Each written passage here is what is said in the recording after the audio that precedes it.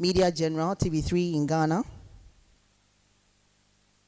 And she's a UNICEF menstrual hygiene influencer and founder and executive director of Inspire to Rise, a non-profit organization that focuses on promoting menstrual health and reducing period poverty, mentoring, and disability. She has won numerous awards, including the 2020 Ghana Journalists Association Joint Award for Best Reporter Disability English, coming on the heels of a special recognition award for her outstanding reportage on vulnerable girls, sexual productive health rights education from Plan International Ghana and the Ghana Journalists Association. She holds a master's in science, an MSc degree in management and corporate sustainability from Cranfield University, and a bachelor's degree from communication studies from Wisconsin International University College. She's also a Chevening alumni with the MEC Foundation and a MEC Foundation alumna as well. Let's welcome Wendy Lai. Kindly take your seat here. Our first panelist. And we also have our next panelist, who is currently with the GTV Sports and is also the host of sports section on The Breakfast Show on GTV. She has close to a decade of experience in news and sports reporting. She stands out in her journalism practice, which has been characterized by intriguing and informative reporting. She has given her fair share of service to society by founding the award-winning Maltiti Care International Foundation, which advocates for obstetric fistula and better maternal and girls' health. She's also spearheading the creation of the African Game Changers and Let's Go North project. She is the Northern Regional Coordinator for Graft Foundation and the 2021 Mandela Washington Fellow. She loves telling stories that changes lives, and brings sports to life. She is an ardent traveler and volunteers most of her time when she's less busy, serving the marginalized. I'm talking about Maltiti Sadia Sadiq. Thank you so much. Our third panelist is an American media practitioner, poet, and author. She's a creative entrepreneur. She heads programs production at City FM and City TV, now Channel 1 TV. She hosts the Diplomatic License and What's Cooking shows on Channel 1 TV. Even more, she is a coordinator of the popular City FM Literacy Challenge that brings out the best writing skills among the young people in Ghana's basic schools, and doubles as an editorial advisor of the Influence Her Project, a program that aims to empower and amplify female voices, especially in journalism. Her love for diplomacy led her to become a fellow and moderator in residence of the Institute of International Affairs, Ghana. She's an executive board member of the Poetry Association of Ghana. She authored The Matriarch's Verse and When the Person Who is Called COVID Came collection of poetry. She's the founder of Team Apioko and Breathing Art Studio groups that focuses on creative art development, marketing, and communication, among others. I'm talking about Apioko Sairam Ashong Abe.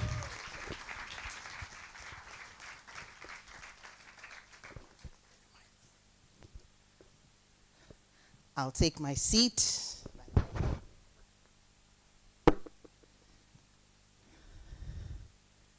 You're welcome, ladies. Thank you. Oh, let's give them another shout. They are amazing women. And Wendy is like a sister to me now. So I'll start with her. Wendy, tell us, how did you get into journalism? Has it always been something you've been interested in? If I recall, I remember in our early days, there was a program that was aired on GTV, Ghana Television, and it was called Kidda Fest. It was like a go-to for us. I mean, because you would have exciting scenes there when it comes to poetry, arts and crafts. Children were given the opportunity to express themselves. And I remember one day, the presenters, I think there were 2 or 3, I can't recall exactly, were speaking, and my dad asked me, can you be a presenter? And I said, why not? I mean, I had never dreamt then of being a media personality. But what I recall was that I had so many things in mind. At a point, I said I want to be a lawyer, to deal with, certain people in society. Those were some of the ideas. And then I had an uncle who had a girlfriend who was an air hostess. So I think I loved that bit as well. So at a point, I told my mom, I want to be an air hostess. Fast forward. I want to build on this, and before I get to the story, Ohiniri spoke about certain things. And to build on that, I would want to remind you that when the opportunity surfaces, take it. And look out. Sometimes opportunities will not come to you, but you have to go searching. When I was in secondary school, we would go for vacation. I went to Fijai Secondary School in the Western region. I went there because one of the reasons was I had been in Accra all my life and I had never traveled out. So I thought it would be fun to go out of Accra. But when I went there, during vacation, I went to spend time. My cousin and I studied visual arts in Fijai as well. So my plan was general arts, but then they said they wanted to change the face of visual arts because students in that class were known to be very notorious and recalcitrant. So they dumped us in there, and I felt very troubled and sad. But one of the vacations, when I got home, at my auntie's residence, she had an in-law there who was working with Radio Max, Caesar. He was working with Radio Max then. So I went questioning, what do you do? Can I follow you to the radio station? He said, why not? So that day, I think that weekend, my cousin and I, Joshua, went to Radio Max. And we're giving there was a children's show that morning. So we're giving the opportunity to go to the studio. And then we had a conversation with a presenter. One thing I missed was I couldn't give shout out to my classmates because when we were done, she said, we were done. I said, no, I want to say, give shout out to my class. She said, but you should have said all that when I gave you the opportunity.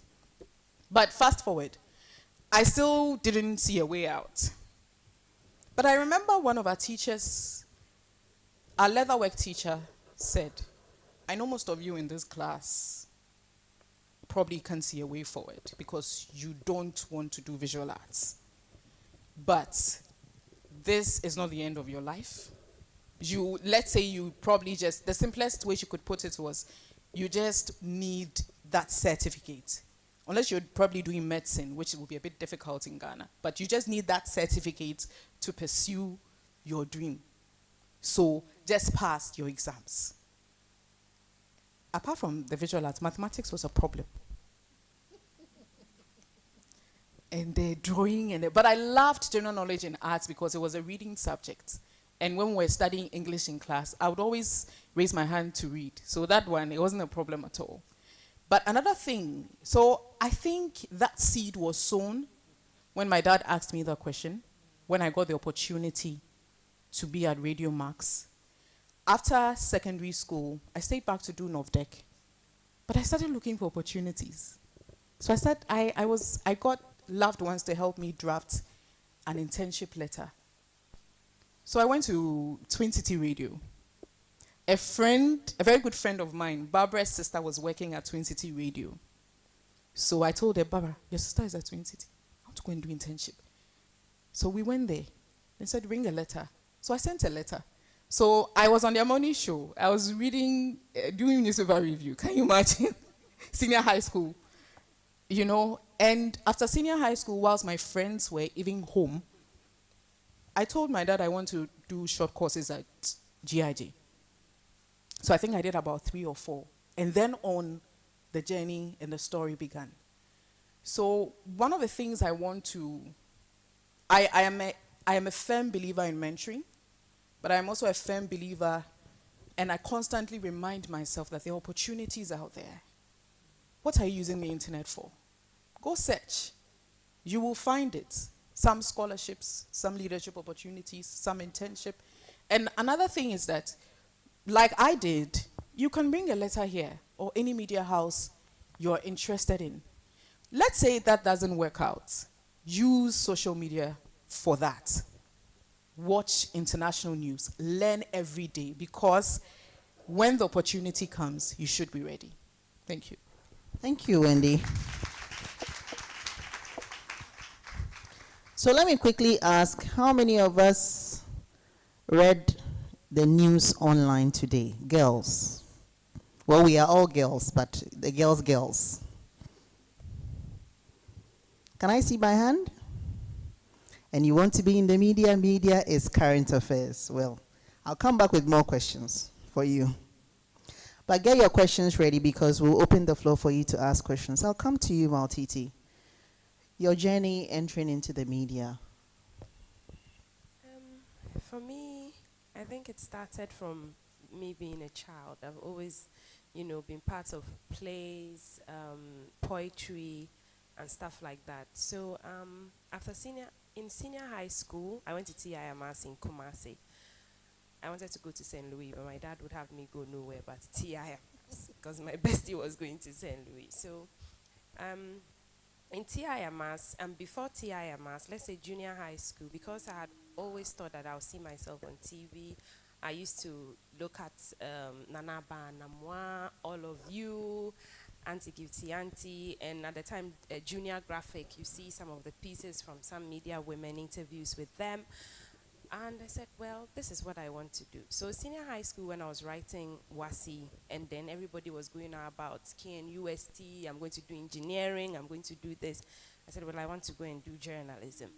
And not many people were interested in that. My dad, for one, would say that he's dying to tell the stories with old documents and not much money. But thankfully, I had a feminist dad who wouldn't stop you, but still just encourage you to pursue your dream. So my big sister bought GIJ forms. I bought University of Ghana, just also to comfort my dad that, okay, he wanted me to do medicine or political science. I'll still just try that. Fortunately for me, I got admission to both schools, and the fight was still on. I want to do journalism, so I'm going to GIJ. So I went to GIJ, finished GIJ. I went back to the north. At the time, I had an A sister. I was going to do my service in Accra, but I had to go back with she and her three kids to help cater for her. So the detour to Tamale, after my service at Ghana Broadcasting Corporation, Radio Savannah, where before that, during school, I go for vacations and I go to Radio Justice, and then I do internships. For my journey, I mean, you hear their own enemies and all of that, but for my journey, it is a woman that actually really helped my hand, Martina Bugri of Radio Justice. She's the Joy News correspondent. So when I started going for internships, it was Auntie Martina who would take me to assignments and leave me there, like she's thrown me in the wild and say, come back with a story. And then I started writing the stories. She would couch how I write my stories, the grammar and everything, and she was phenomenal to me. So I did my service at GBC, and I was somebody who always pushed for self-initiatives.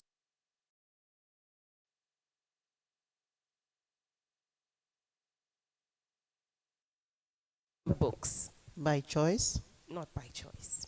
So my boss will always say, oh, don't worry, I'll train you one day. I'll teach you. I said, well, boss, I've seen that the animals are just lazing around on the streets. There are cows. Cars are maneuvering. I want to do a story on that. I want to go to this village. Said, don't worry, my dear, I will teach you how to do the story. So I sat there and I felt I was rotting away. Luckily, one of the bosses in the newsroom, Mutala Issa, he said, no, if I leave you, you sit here and rot for the 1 year. And I see that you are interested in doing stuff. Come with me.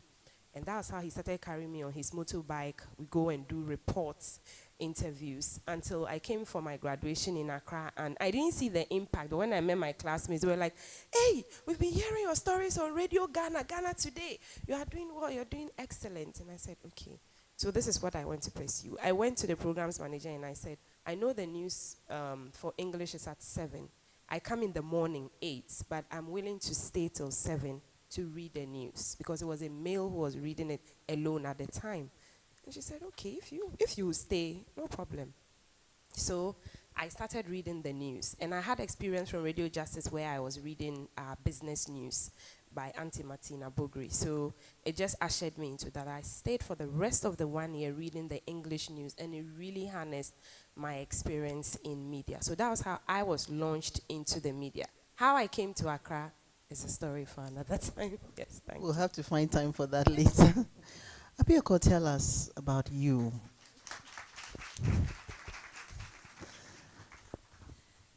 So media was never in the stars for me. Growing up, I thought I wanted to be a lawyer. I definitely knew I wanted to be a writer because I started writing very early. I would write letters to my kindergarten teachers, and that was me. Write stories. I was that child who was always telling stories. So my grandmother used to call me a chatterbox. But there are people who thought I should be in media, and perhaps because I wasn't necessarily interested in it, I didn't do my research about it. So I always thought, well, being on screen, being on radio, it's not something I want to do, so why should I be interested in it? And back then, when people used to say you should be in media, it meant you either had a nice face or a nice voice as a woman, okay? And I just thought, that's not what I want to do. When I started working actively, I started out doing legal internships. I worked with a law trust company because I said I wanted to be a lawyer. I had done diploma studies in paralegal studies, and so I was helping lawyers to prep their cases, just preparing myself to go to law school. But I realized that that's not something I really wanted to do.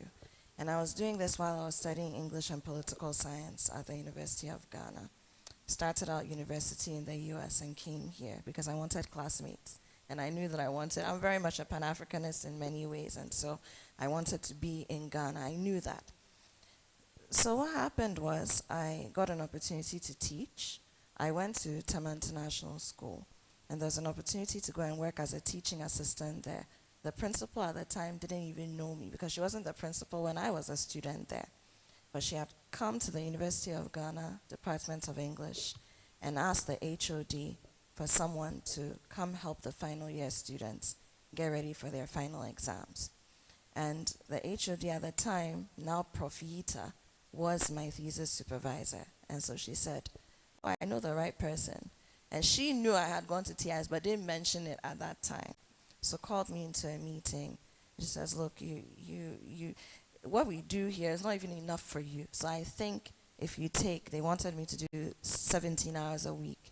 You take these hours, it's, some money on the side, it's prepping you, because in her mind, you will come back and be a TA with me, you will lecture, right? So I did that, and there was a colleague of mine who, at the time, I knew also needed a job. So I invited him to TIS with me, and we split the hours. So we started teaching even before we finished school. And I continued on that trajectory. Now, at some point, I decided that, no, I'm young, I do want to teach at some point, but I want to do more, I want to explore the world. So I started working more in the creative space, building my career as a poet. And then a friend of mine said, you know what, I think you should do this media thing. So I saw this media thing again. It's come. And so fast forward, I had the opportunity, I was introduced to my now boss, Samuata Mensah, by friend of mine, and so I reached out to him. He said, well, come for a meeting at your convenience. Now when I went, we had spoken about me doing brands, so the storytelling around it, helping out in that space. But then he threw me into production, and I remember asking him, but I don't know anything about this. He says, do you want to learn? I said, yes. He said, well, that's all it takes. Because even though in this industry we've glorified who's on the screen, who's on the mic, if the production is weak, then the person in the seat will also be weak. Those weaknesses will show through. And that's how I started. And I grew more and more interested in the production, eventually had to build capacity, because remember, this wasn't something I planned to do. So learning on the job is one thing, but eventually went for courses, did BBC Academy, did CNN Academy, and now I have over 45,000 hours of production, and I'm also a media programmer. So that's my story in a nutshell.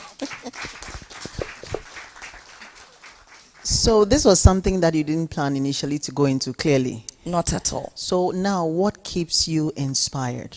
What motivates you? There are several things. Being able to tell people stories. Now, I'm not a journalist in the strict sense of the word, but there are many stories that need to be told beyond now Galamsey is a big one, right? Beyond those conversations. And mind you, I'm a writer, I'm a poet, and so I feel very deeply.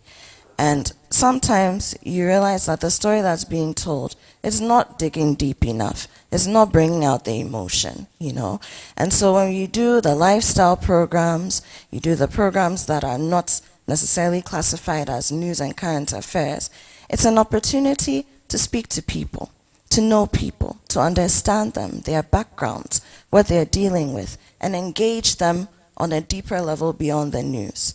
And then when you're programming, knowing that there are people who are depending on information from you, depending on education from you, depending on being entertained to be able to maintain their sanity because of what you will give them through a microphone or through a camera. Those are the things that keep me going. And then things like this, interacting with young people, young women, showing them that it's possible and that you can do anything. Currently, all the TV directors I work with at Channel 1 are all women. You don't have a male director at the moment. Now, that wasn't necessarily the plan, but over time, they feel that this is a space where women are welcome. We have female camera operators, female editors.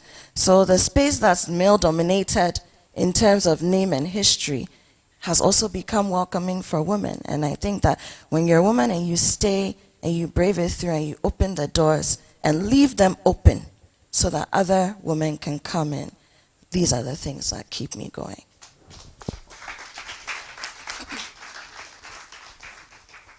So you're hearing that your gender should never be a barrier for you. Maltiti, let me come to you. What inspires you?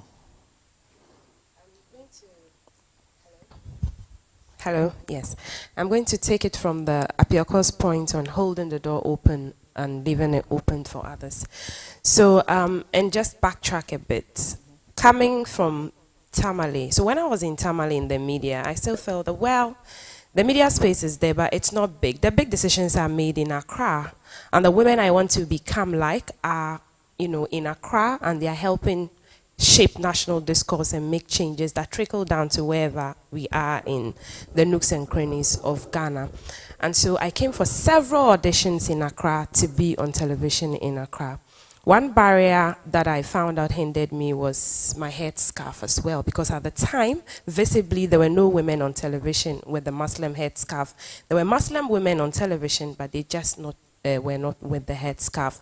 And so the audition that got me here today was the Next TV Star, where I got there and I said, well, it's enough. If the headscarf is not going, I still want to be on TV, so I'm just going to keep that headscarf in the bag and wear my big sister, who is a banker's short wig. And Nanaba says, well, you're Muslim, and I've seen a lot of your other Muslim girls here with headscarf. Where's your headscarf? And I remove it from my bag. She says, take off that hideous wig and wear the headscarf. You don't have to wear the hideous wig. And so that's how opening the door started for me. And when I realized that, look, I told stories in the North when I was doing reporting for women with fistula, for water in communities, and I had my first GGA award. Well, this is the national platform, and nothing hindered me because I went through all my auditions excellently to make it to the finalists and then to even become the first runner-up of the competition. And so what inspires me is making that change back home and realizing that this is a bigger opportunity and platform to keep making more change, because now there are a lot more women who look like me who are coming into the media space. And when I was even at GH1, would come for internships because, well, Maltiti is done during the auditions. Nana will keep saying, have you seen your sisters? They are all here. That there's the possibility that we are diversified and that we can accommodate everybody and not have to leave out our identity. So that's what basically inspires me to keep moving on, to have a representation of the identity that I am, and then have other people feel that there's space for them up here. Thank you. And I'm coming to you, Wendy. What keeps you going in this industry? A number of things, but I'm Christian, so first I'll say the Holy Spirit. But at some point, yeah, I mean, I know you're saying, but if I tell you the ideas the Holy Spirit gives me and how these ideas have won me awards, you'll be amazed. So search deep. There's so much in there. The other bit is, when I got in very young, at a point very confused, started asking myself, is this thing working?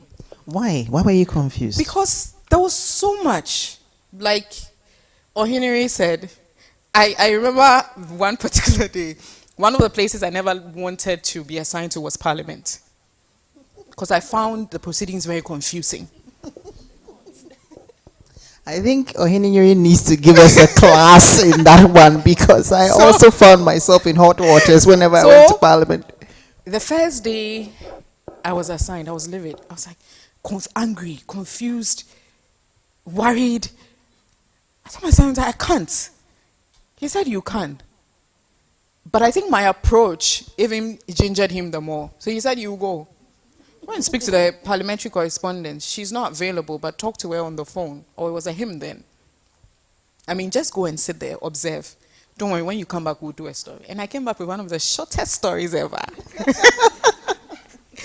You know, but apart from that, I've had bosses, colleagues who have held my hands from after going through the interview process, after being selected at TV3, the former HR, Auntie Ruby Ntiriopoko. She's been amazing.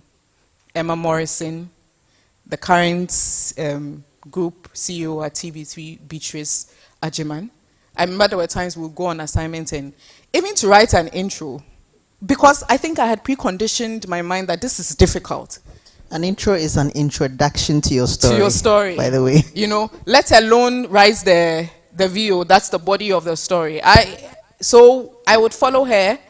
She would say, draft something, let me also draft something. Let me look at what you have. And these are some of the people that have held or did hold my hands when I needed people there, or shoulders to cry on, because there have been times I've cried. You know, there have been times you felt like you can't do it, you're not the very best, but yet you have been given the opportunity. I've had colleagues. I don't mind writing stories and asking my colleagues to, you know, peruse it and check if there's a problem or something. So ask questions. If you need help, don't hold back, because you might never know, you know, what the outcome will be. Another bit for me was, at some point, I remember Emma once told me at the car park that you need to get a GGA award. But beyond that, I asked myself that, what can I do differently? So for me, it was journalism is my tool for social change. I don't want to be a politician. I don't think I can fit in some other spaces, even though there's nothing that I cannot do, because we don't see impossibilities, even when they show up. But my focus was journalism is my tool, and I always said that to myself. I had it on my notepad, I would write it, even when I share posts, I would add it then. So I started looking, social change, what can I do? Then I started focusing on education.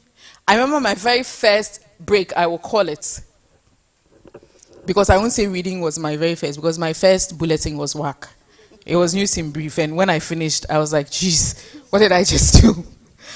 You know, but I loved telling impactful stories. Another one for me is impact. I love telling impactful stories. So I remember I went to the Eastern Region, Obopa, primary and GHS, and I went to do a story on their dilapidated classrooms.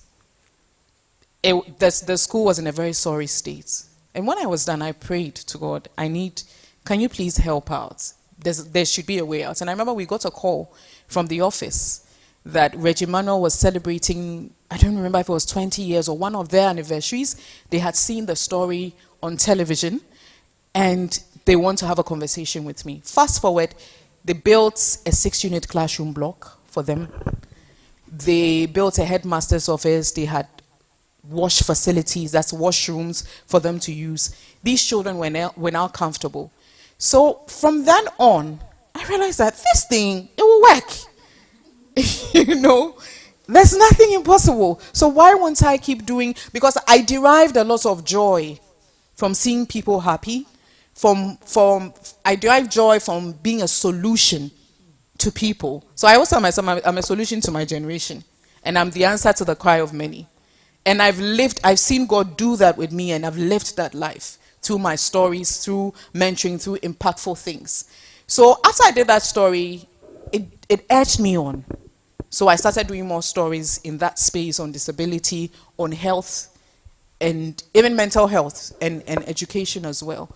So I would say that all these themes run out, but topmost is impact, social impact.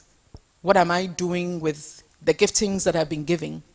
And how can I bring about change? How can I make people smile when they least expected it? I think the last story I did before I took that break from journalism was a story I did on somebody walked, and sometimes you get inspiration for ideas. There are times people walk up to you, they would call you, or they would come to the office.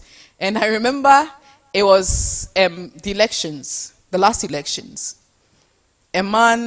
A chief from the Volta region came to the office, and he said, oh, there's some twins that need help far in the Volta region. We had to travel there. So I told him, can you give me some time? After the elections, I would make sure I come back. And true to that word, we went back. I think they were suffering from cerebral palsy. We had to get some donations. I think donations came in over 100,000. Eventually, they went through some assessments. They said they really couldn't walk. One needed a wheelchair. We got them a wheelchair. Another challenge was where they lived was a very sandy area. So the question was, can they be moved out of that? We got a call from the First Lady's office, and she built them a house in the Volta region. Today, their lives have changed. Now, I'll talk about the Holy Spirit. Let me give you a quick example. During the COVID, I realized, some of my colleagues, they were going to the COVID centers and things. I can't go. So, if I can't, what will I do? And it was a burden on my heart. What can I do differently from everybody else? I prayed. Do you know what the idea the Holy Spirit gave me? Persons living with disability and e-learning. Nobody had thought about that. So I called our central regional correspondent then, and I said, I need students in university who are struggling with e-learning. So we got one from Winneba, from Legon, and I think Cape Coast University. But the female amongst them was at Cape Coast University, blind. They were both blind students. All three of them were blind students. After we did the story, so when I went to the Central Region to focus on the girl first, I did a two-part story. One on Mother's Day, how her father went on a voyage and never returned. And I mean, her mother had to struggle through. Her mom was working with Zoom Lion. Really, there was nothing to write home about when it comes to their financial situation. So I did that story for Mother's Day. Fast forward, and then did the other boys, story on the other boys. Fast forward, I got a call. One of my colleagues called me and said, there's a call from Scholarship Secretariat. The girl, she's going to get help. And I said, okay, lovely. So I went to meet them. I hear there was calls from the presidency that the girl should be giving a full scholarship. She got a new phone, an iPhone. She got a new tablet. She got a laptop. And then also, her school fees fully paid. She was going to be on monthly stipend. Thankfully, the boys also got new laptops and phones, and that problem was solved. So when I say trust the Holy Spirit, he's a sure man. Thank you.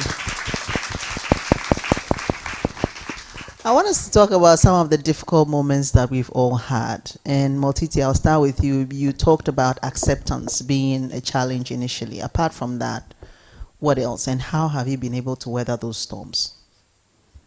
So, back to Tamale again. When I finished my service with GBC and I wasn't getting employed, I said, no, I wasn't going to sit at home.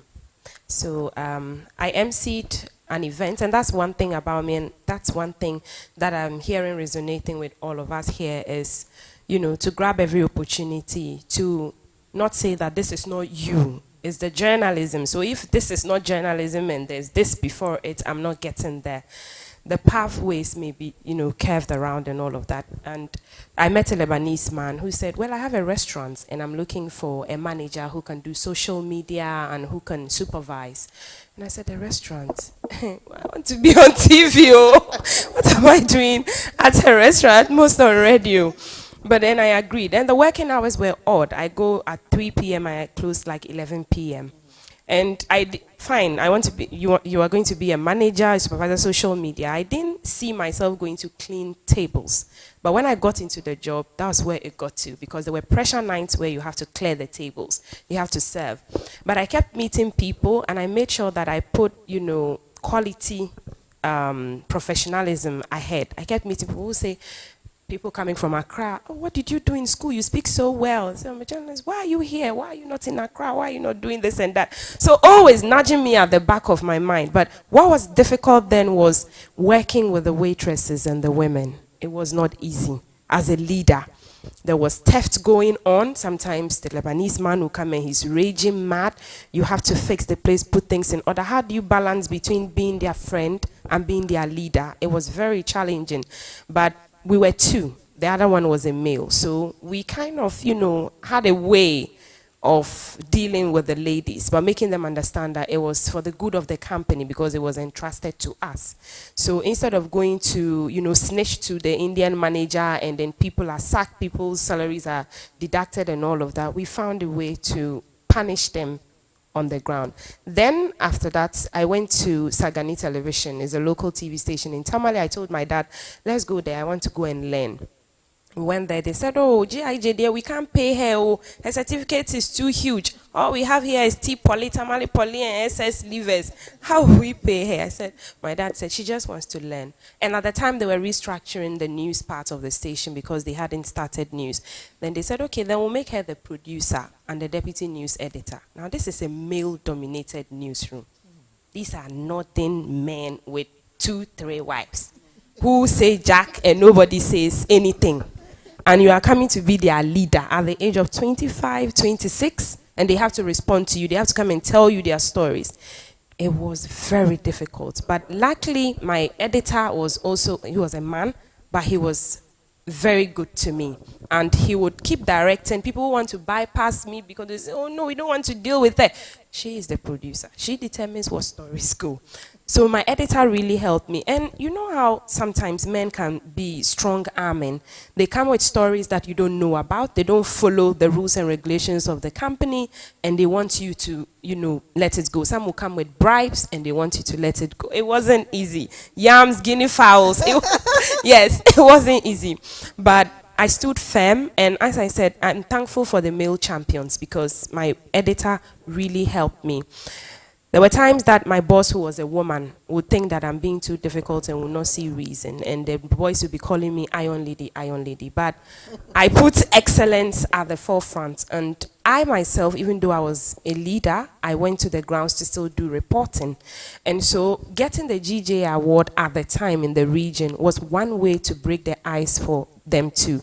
Because they realized that, well, we've been doing this, but she comes and then she's been telling us this is the right way to do it. And the right way is getting her results. So they started rallying around me. It was difficult because some were for me, but some were still against me. And you know how if you are boys, you don't want to seem, hey, so you started supporting that girl, So it was difficult, but eventually I got them on my side. How long did you spend there? I spent 2 years there, 2 years at Sagani TV. And we chalked results because before I left, and came for the next TV Star auditions. We started midday news in English, and I was producing and anchoring the midday news. And it was phenomenal. The CEO was very happy and didn't even want me to leave, and they were just praying that I got evicted and come back home. Yes. So those were some of the challenges. Thank you. Apioko, I'll come to you. The difficulties and how you went about them. So the first thing is, don't forget I said that this wasn't something I'd planned to do. So I had more work to do than the one who would have studied journalism or any kind of media arts program in school. I had to take myself back to school. And not necessarily even physically so, but just subjecting myself to learning from any and everyone who was willing to help. And I mean, it's not difficult for me to do that, but it's difficult in, you know, and on the one hand, you don't want certain people to think that you're not up to the task. So this girl, why are they allowing her to do this and she doesn't know anything, you know? But at the same time, you want to come across as someone who is willing to learn, which is what it was. And balancing that was a bit difficult. Now, overcoming that hurdle, the next thing is, how do you find yourself in this space? Because I knew very well that, you know, at that point in time in the industry, for a lot of spaces, we say producers, but your anchor is king or queen. But here I was being told by my boss, by my, you know, my superiors that no, we want to do things differently here. We want to go by international standards. And we know why we're saying that you should be a producer. And I was young. I was in my 20s, mid-20s. You know, so you're, again, similar. You have the men, there's that side. You have men from certain parts of the country, there's that side. But then you also have women who felt they had, you know, dominated their space. And who are you to tell me this, you know? And then you're dealing with technicians. Who are you to tell me that you want to play it at this time? I've been playing it at this time. So there was that. And then also, I'm a creative. And creatives, by our nature, is difficult to conform. So you're learning how to be in a corporate space, you know. As for subjecting yourself to authority, that's okay. But sometimes beyond your creative spirit, what you're feeling in the spirit is not what you're being told to do or what you have to do at a certain point in time. How do you maneuver that, you know? But we overcame those challenges. Then now they're starting a family. You are in the media. You're climbing up. People are beginning to trust you. All the sleepless nights, all the crying, all the talking to yourself in the mirror to reassure yourself that this is not a mistake is beginning to bear fruit. Now you say you want to start a family, you want to give birth. And a lot of women in our space, again at that time, had not had children because you're still discovering whether you really need to sacrifice family if you want the career or sacrifice the career if you want the family. And so for both my kids, I carried them to term. I mean, God gave me that favor. Carry them to term, but I have to take my 1 hour nap in the studio when nobody is looking and come back to do what I have to do. If you have to be on screen, because then I had started TV, have to be on screen. How do you balance not offending the Ghanaian populace who would think that you don't show your pregnant belly, but at the same time you're doing the work the way you're supposed to do it? And then people may not necessarily understand that you're just not in a good mood today or you're dealing with morning sickness. That cannot be an excuse. Pregnancy is not an illness, you know, in any medical book. So there were those things, you know, and just managing all of that so that you are not using or you're not seen or considered to be using the pregnancy as an excuse not to get work done. So that all the naysayers will now have their field day, you know. So those are some of the things. And then also, don't forget I said that I really wanted to be a writer always. So I was determined that media was going to be my second full-time job and writing is not going to be my side gig. So it means that you're up writing, you're still keeping yourself immersed in the writers and creative community, but media is demanding. So how do you now Henry is here, we don't balance. At any point in time, something has to give. You know, so how do you know when this has to give and when that has to give? And those are some of the difficulties. And then the last big thing, in the media space, you are always guided by someone's vision. Yes, we're talking journalism, but it's called media arts for a reason.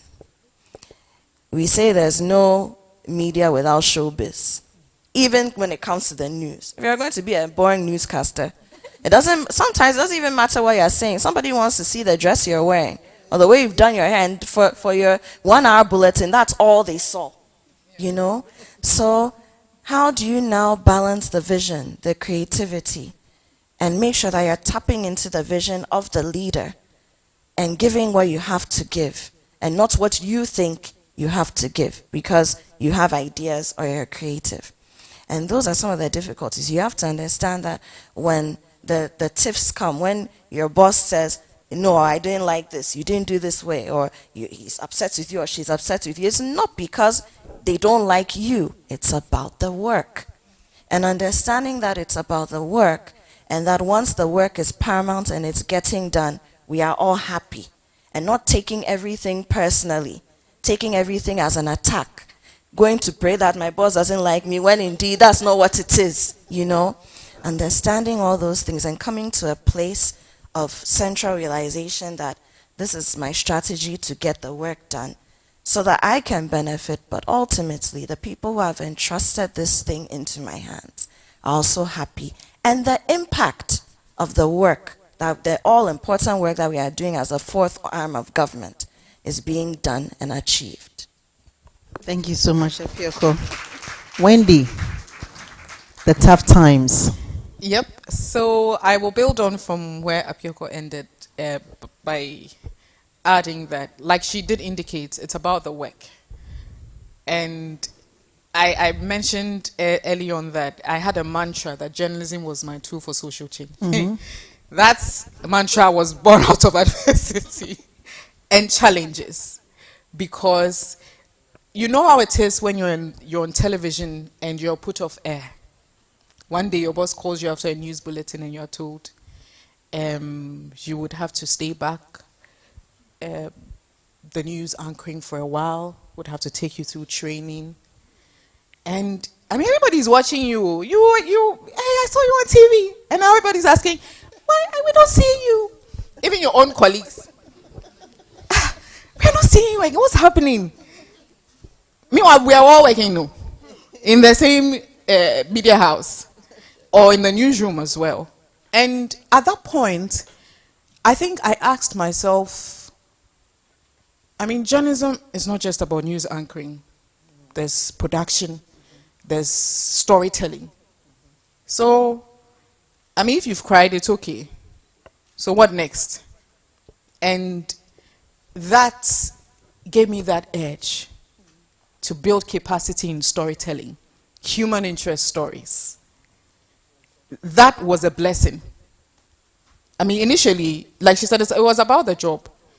You didn't do what was right while you were sitting on air. You could have done better. But, I mean, stay back for a while. And I remember at some point, our senior colleagues were asked to take mentees. And I was there one day, and Nana said, "You are my mentee." I said, "Nana," she said, "You will pay close attention." You know, so from production to how to produce bulletins, I would follow her to the studio when no one is around. We'd do some rehearsals, mock runs. It seemed daunting, because at that point, I mean, you started with some colleagues and everybody is still on air, you're not on air, and people are asking questions. But I found strength in the other things I could build capacity in. And that made me an all-rounder. At a point, I was a producer. At a point, broadcast journalism, I loved the storytelling bit about it. At some point, I didn't even want to be on air again. My boss said, "Oh, I'm roasting." I said, "Please, if you love me, like the way you claim, please don't roast at me. I'm enjoying, you know, being a producer." So what I want to say is that on that journey, you would have naysayers. You know, there are times even when you're doing right, you have someone say, "No, this person, she's not good enough." You know, and then let alone when you have missed some steps and you're being told that, "No, you can't do this." So in that space where you find yourself, you know, lost, I mean, think it through. There's another door that has been opened. So you just need to think wide and then find out, what is in this for me? What can I learn? That's what I always ask myself. What can I learn? Because I've had a number of no's. And eventually those who have said no have come back and said, "Oh, I didn't think you could do this." There have been times, and another thing is that sometimes we stop ourselves from dreaming, you know, and say no to ourselves. So when somebody can tell you, "Oh, I remember I was asked to moderate a program at work at TV3 some years ago. And I asked my boss, "Did you say I should moderate?" No, but these other people are there. They've been doing it. So why are you asking me to do it? And he said, because I think you can do it. And that alone, after I was done, I was so proud of myself. So one, know that you can. Know that those naysayers are not there to destroy you, but they are there to help you build capacity and let you know that you have strength in other areas that you can never think of. And another bit is that you need that mental strength. You need that resolve. When I was also in full-time journalism, I remember at some point I asked myself that apart from doing human interest stories and impact, what else can I do to add value to lives and also add value to myself? Because like I said, we all have multiple giftings. Sometimes it's not just one. So that was when I Inspired to Rise came in. I mean, and also another thing is that it's the people you have around you. You know, which people are you surrounding yourselves with? Who are you listening to? Are they, because I've had people, or I've had people around me in the past where, you know, that no, this person, when you want to go somewhere, they are telling you, no, this one there, it's not important, you know. But I've had wonderful people around me who have inspired me, friends, sometimes even people younger than I am. And so I took up that task of going to Kanda Class of School on Wednesday to start a mentoring project there. So before work, before morning meeting starts, I've already run to that place and run back to the office, and nobody even knows what has happened. Unless maybe I share a photo on social media. So in their no, there's a yes. Thank you. Thank you so much, Wendy. I'd like you to wrap up with, I know that through all the things that you've said, you've all left, you know, pieces of advice for the girls, but what would be that word of encouragement, that one word of encouragement for the girls, Wendy? I jotted some few things out, and I'll still go back to the things I've said. How many of us have notepads here? Or it's Gen Z, so we can absorb everything. How many of us have notepads? A round of applause for yourself. I don't take such opportunities for granted, and I don't think you should. It's not enough to say I'll type on my phone.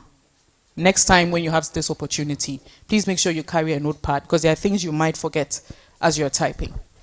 Now, some of the things I'll leave you with, we've all mentioned and touched on them. Question is, what am I here for?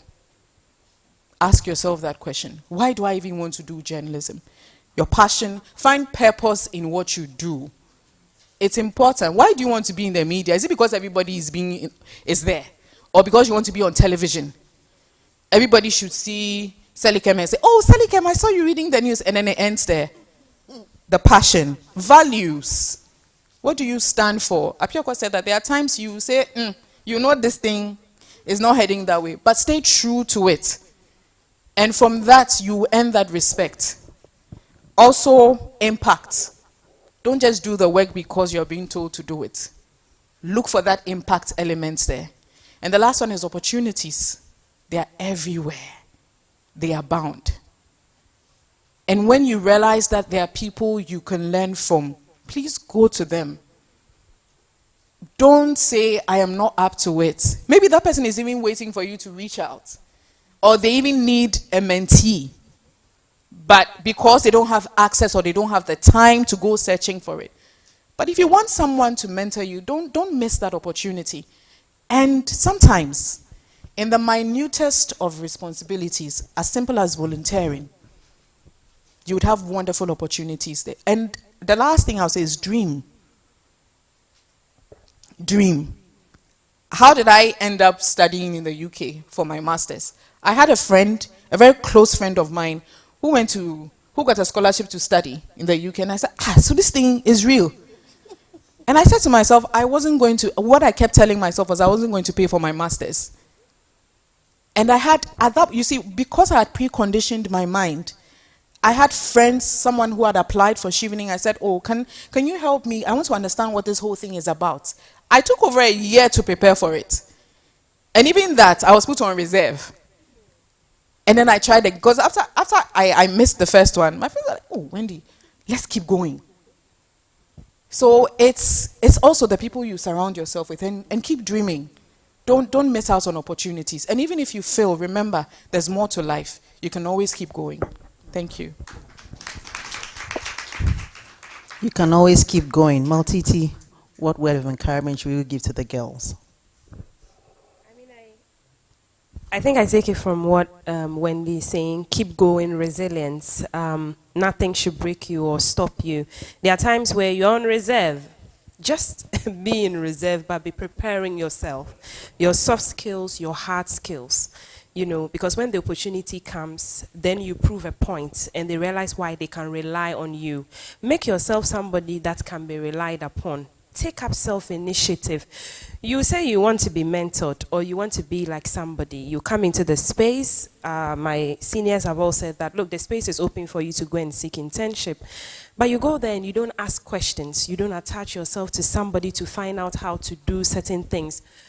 Gen Zs of these days is on TikTok, twerking and videos. If you want to be a health journalist, if you want to be a sports journalist, whatever it is you want to do, you can use social media to start shaping your confidence for you to be there one day when you're in that space. For me, sports journalism, when Nanaba after the competition, I went to the competition wanting to do current affairs. And she said, I don't even know where to put you. Can you do sports? I could have said no, but Kaya woman, I said, yes, I can. I will do it. When I don't, at the time, I'd attempted it a bit when I was at GBC in Radio Savannah, not professionally, but there was this boy from UDS who always analyzed the games that have happened. And because I was at the restaurant, they play games, they show games at the restaurant. Sometimes I'm watching some of the game, I see the score line. I've not really followed because, I'm in between tables. But then I go to work and then I go to the studio and I'm like, hey, Osman, what are you saying? He's talking about sports. And I sit there and we discuss. One day, the regional director of GBC barges into the studio and say, hey, you can do sports. When did you learn how to do sports? So, director, I'm just helping him analyze. You see, so, and there was a candidate who wanted the Regional Football Association president. And my guys who had now come into my fold, and which I would say, try to also build champions from the people you meet. Because today I'm proud that a lot of them have come to GIJ. Some came on weekend. That GIJ Maltiti went to know, I want to go there. They have graduated. Some went to UDS to do communications. And they said, look, you can help us talk about this candidate on radio. So they took me around on motorbike to radio stations to go and talk about the candidate. And I didn't know what I was doing. But I said, no, Nana, I have this experience. I can do the sports journalism. I was butchering names, Schweinsteiger, who and who. In the morning, she'll call me and say, how long should I give you to correct the names before I take you off air? Nana, I'll be better. Today, I got the offer to be at GBC to do the sports and then to do current affairs. Today, I'm doing lifestyle. If you remember the cookathon, I was in Tamale doing the cookathon. So I am an all-rounder now. Thankfully to the people that I have met and the fact that I'm not saying no to anything. So resilience is what I would say. Thank you. Don't say no to anything. Apioko. Talking about opportunities, I started by telling you that at the time that I was coming into media, my perception was that you're either on screen or on radio and that's it. But you've heard Ohiniri talk about being a floor manager. We've spoken about the camera operators. You can see some of that. Now photographers, social media, where are the content creators? Now you can earn a job in a media house by being a part of the social media or new media department. Because now media is such that if you are not doing digital, if your content doesn't live beyond the screen or the airwaves, then you are failing at it. News doesn't even break on air anymore. It breaks on social. People will come to you for verification and to know that what they're hearing is actually what it is, or what they're seeing is the truth, is the fact. So if you're interested in content creation, there's an opportunity for you. We have people who are just taking pictures in media houses because we need to promote ourselves. It's part of the brand image. We have motion graphics designers because now the package of your TB programs is not just about where you come and sit down and say, but the graphics that go with it, how the names pop up on the screen, how the transitions happen, all of that, somebody's job, okay? And then you also even have those who are doing set design, the in-house set designers. So if you're interested in, say, interior design, it's another one of your passions, you want to marry it with media, there's that. And then beyond physical media spaces, there's digital.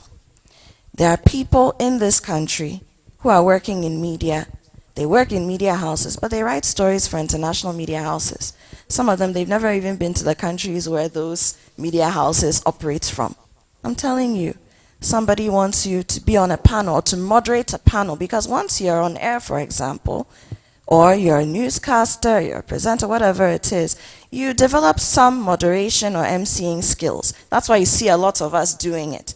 Somebody asks you to moderate a virtual panel, and they send $500 to your account after you've done a 20-minute moderation.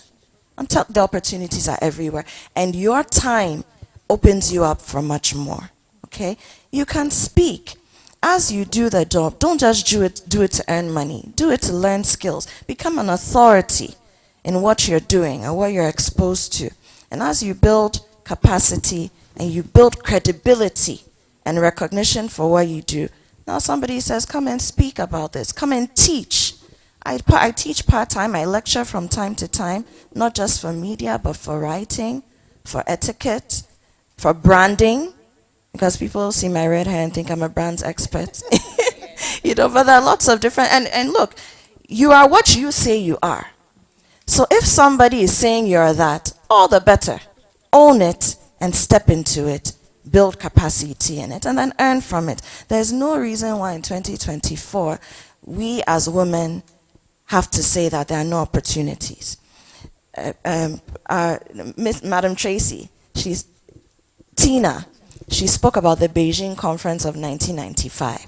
That conference turned things around for women like us today. Because women of prominence, including our own Nana Ajaman Rawlings, we hear Hillary Clinton, women like that, who were young at that time, or considered young at that time, went and spoke on behalf of women after them, women who were not born at the time. The doors were opened. So there's no reason why in 2024, and in Ghana, where we've had women occupying the highest offices of, as far as Speaker of Parliament, Chief Justice and whatnot, there's no reason why we cannot thrive. So look for opportunities where typically you don't think they'll be. I always want to be different. And I want to be different because I want space to be able, I don't want people to come and give me pressure. So I want to go somewhere where we are all figuring it out together. By the time you figured it out, me too, I figured it out. And then I can benefit from it. You understand? So don't try to be someone else. Don't go looking for just the status quo. Break the ceiling. And where the ceiling has been broken, you go and penetrate the sky. Get into the galaxy. There are opportunities everywhere. Everywhere. Okay, and then for those of you who are interested in blogging, it's also a form of media, right? But you must blog with credibility. Okay, it's very important. Don't go using platforms you have to put out fake news, misinformation, disinformation, inciting people. Stick to the facts. Be objective. Tell the story as it is. And then, as my sisters have said, look for the impact. If I put this out, and sometimes impact can be negative. If the impact is going to be, there are many stories out in the media we don't report when we find out about them because we are not sure how the society, if the society is ready to take the, the impact of what's coming. So you either tell a bit of it or you hold on and wait for the right time when you know that society can take it. Okay, so opportunities are everywhere. Look far, look wide, don't hold back, and look for things that are new, that are fresh, and then always reinvent yourself. There are a lot of people who are disillusioned because when things were changing, they decided to remain the same. If you are not open to change and evolution, you will die in terms of your career. Your career will die like nobody's business in a flash of an eye. And things are very rapidly. So keep your eyes and ears to the ground and keep yourself informed. At the beginning of this Sis here asked, how many of you have read the newspapers? Most of you didn't raise your hand. If you're not okay with a physical newspaper, now pretty much every newspaper I has a even digital asked if they had read the platform. news online. Yes, and they said no. You should, okay? Not every day TikTok dance challenge, it's good. It's exciting, and you need to also keep yourself sane. So engage in things that make you happy. But you shouldn't do that at the expense of being informed. And when you're informed, when you have knowledge, like our keynote speaker said, and the opportunity comes, there's no way you won't be ready to grab it, take it, and thrive at it. Thank you so much. There's no limit to what you can do. I know you said, Apioko, you don't like pressure. Would you like to give us a poem sometime after this? You don't like pressure, so don't worry you at all. Wow. We'll take 3 questions from our audience, from the girls.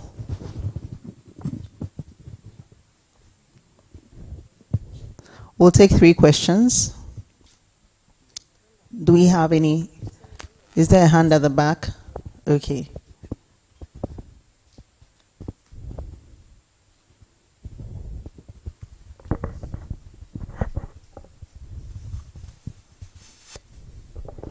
Thank you.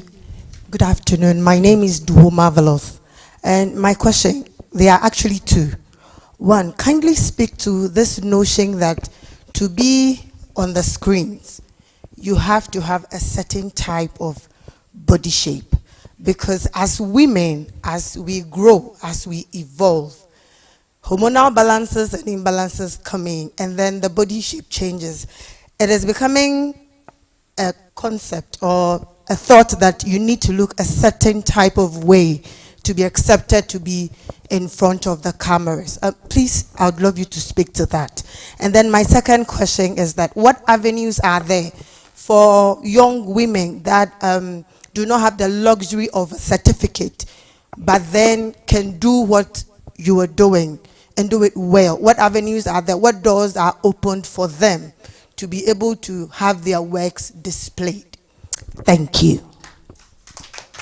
I need clarity. You mean those who have not had education? Yes, maybe have had, but then not to that level where they are under an umbrella. They are with this institution, they are with that institution. So they are home, but then they can do something. What doors are opened for them? Okay. Thank you. Thank you. So you had, Apioko, you want to take a go? Yes, I do. Yes. So I'll start with the question about education. I just want a bit of clarity. Are you talking about when you say to that level? So for example, maybe the person doesn't have a tertiary certificate or diploma. Okay. Not necessarily someone who hasn't studied media or anything related, but someone who doesn't have the tertiary education. Okay. There are internship opportunities. And in fact, and it's the reason why also a lot of people over time have felt that anyone can do media. I'm glad you're asking this question, because there's a notion that, oh, if you didn't do well in school, teaching, nursing, media. Meanwhile, all these 3 things are critical for society. Okay? So if you haven't done a tertiary education, we have many people in many media houses who start out as interns. So you go in with a mindset that I'm going to apprentice. I'm going to learn. But you also have at the back of your mind that as you're learning, you're getting ready to go back to school. So either you're saving to go back to school, you're looking for a scholarship opportunity because now you're in the media. Maybe you can apply for a scholarship that's open to people who are in the media space. And many, many people have done it. A lot of the young people I work with, they come in as interns, go back to school. Some would even have been to GIJ, now Unimac. They've done their diploma. While they are working, they are doing their degree top-up. There are many examples. But the bottom line is, if that's the case, you come in not expecting to be paid the same as someone with a degree, not expecting to have the same opportunities, because what the person has learned with that degree or that certificate, you haven't. And so you are more open-minded to putting your hands to the plow so that you need to get to. But it is possible. The number of certificates you have had shouldn't hold you back. And do your research. Sometimes we think, oh, media, I haven't been to school, or oh, media, I'm not there. Or, but just walking in and asking, my philosophy in life is the worst that can happen is that someone will say no. And if you say no, it's not a bullet to my head. So you can ask, you write your cover letter, have your resume, present it. This is what I can do. I work with people who started out as stewards. They're doing cleaning in the media house, and now they are floor managers. Or security guards, and now they are directors, right? Or they were doing front desk receptionist work, and now they are top earning sales executives. So there's that. And then the first part was the first question body was, shape. yes, does it really matter? Because people say that there's this impression you have to look the part. These days, nobody really cares. When it comes to media, especially TV, we say that it's substance and form. So if you are more of a voluptuous, or you don't look like what we are saying the person should look like to do the TV or the camera work, in front of the camera work, then how do you dress? How do you put yourself together? What's your personal style? What can you wear that flatters you so that you look good? Not all of us will look good in tight-fitting dresses. And indeed, you may wear a tight-fitting dress, but it's too much for the people watching you to take because there's so much to fit into that tight-fitting dress, you know? And now fashion has evolved. Now we're doing rich auntie looks. We're doing palazzos and oversized pants and kimonos and all that. Fashion has evolved. Once you look good, you're okay. But more importantly, what's in your head? What's in the coconut? When you sit there, if they bring the president of Ghana to you right now, or the president of the United States, or some high-flying, high prime minister from across the world, can you interview the person on the spot? Do you have the facts at your fingertips, or will you say, media, they didn't tell me, so I didn't read, so I won't do it? No. What's in your head? Do you have an analytical mind? It's not, the media is not just about asking questions anymore. Yes, the basics are important, the what, the why, the where, the how. But can you analyze? If you have these skills, then being on screen or on air, it's up for grabs. Thank you so much. We want to say a big thank you to our panelists. We had Wendy Lai, Executive Director of Inspire to Rise, Maltiti Sadiq, TV and radio presenter, and Apioko, poet, author, media practitioner. Let's do it once again for them and give them a shout. Woo! We're taking a break, but we're live on Ghana Broadcasting Corporation on Facebook, on YouTube, on Twitter, all their social media platforms. We also want to say a big thank you to Boston Media House, Promasidor, and Mail Guardian for their sponsorship and their support. We're taking a break. We will be right back. Stay with us. We'll be right back. All right, so we'll take a group quick picture quickly, and then right after that, we'll proceed to the breakfast table and have some breakfast. So please, all participants, please come behind our able panelists.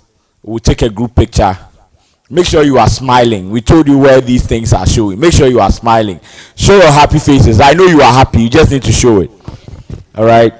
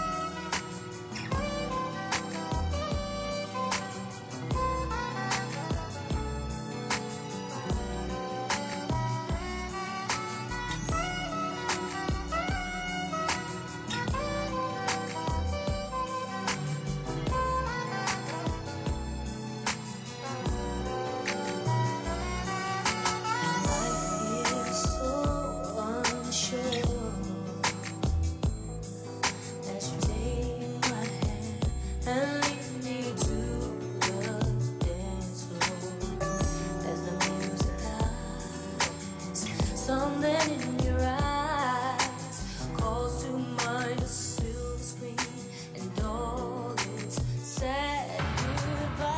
I'm never gonna dance again. Guilty feet have got no rhythm. I know it's easy to pretend. I know you're not a fool. You should know better than to cheat a friend. A wasted chance that I've been given. So I'm never gonna dance again the way I danced with you.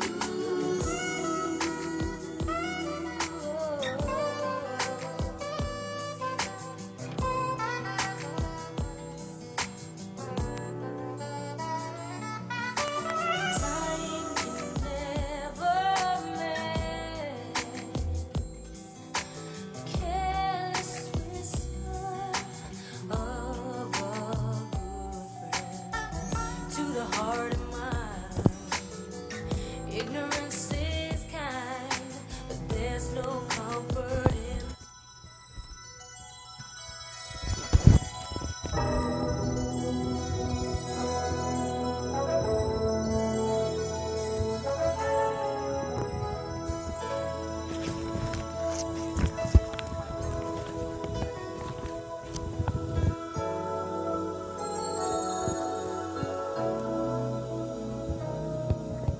There comes a time when we heed a certain call, when the world must come together as one. There are people dying. Oh, when it's time to lend a hand to life, the greatest gift of all. Okay, so please now, row by row, let's go out there and go and get our breakfast very quickly, and then we come back. We are behind schedule, so we'll be sipping on things whilst the next session will be going on. So please, row by row, starting from the back, please. The back row, please go. When they come back, the next row will go. And the truth, you know, love is all we need. We are the children. We are the ones who make a brighter day. So let's start giving. There's a choice we're making. We're saving our own lives. It's true, we make a better day. Just you and me.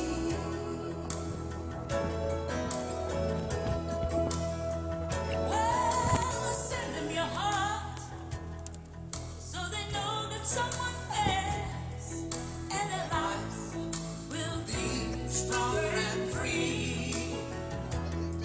As God has shown us by turning stone to bread, and so we all must lend a helping hand. We are the world. We are the children. We are the one to make a brighter day. So let's start giving. Oh, there's a choice we're making.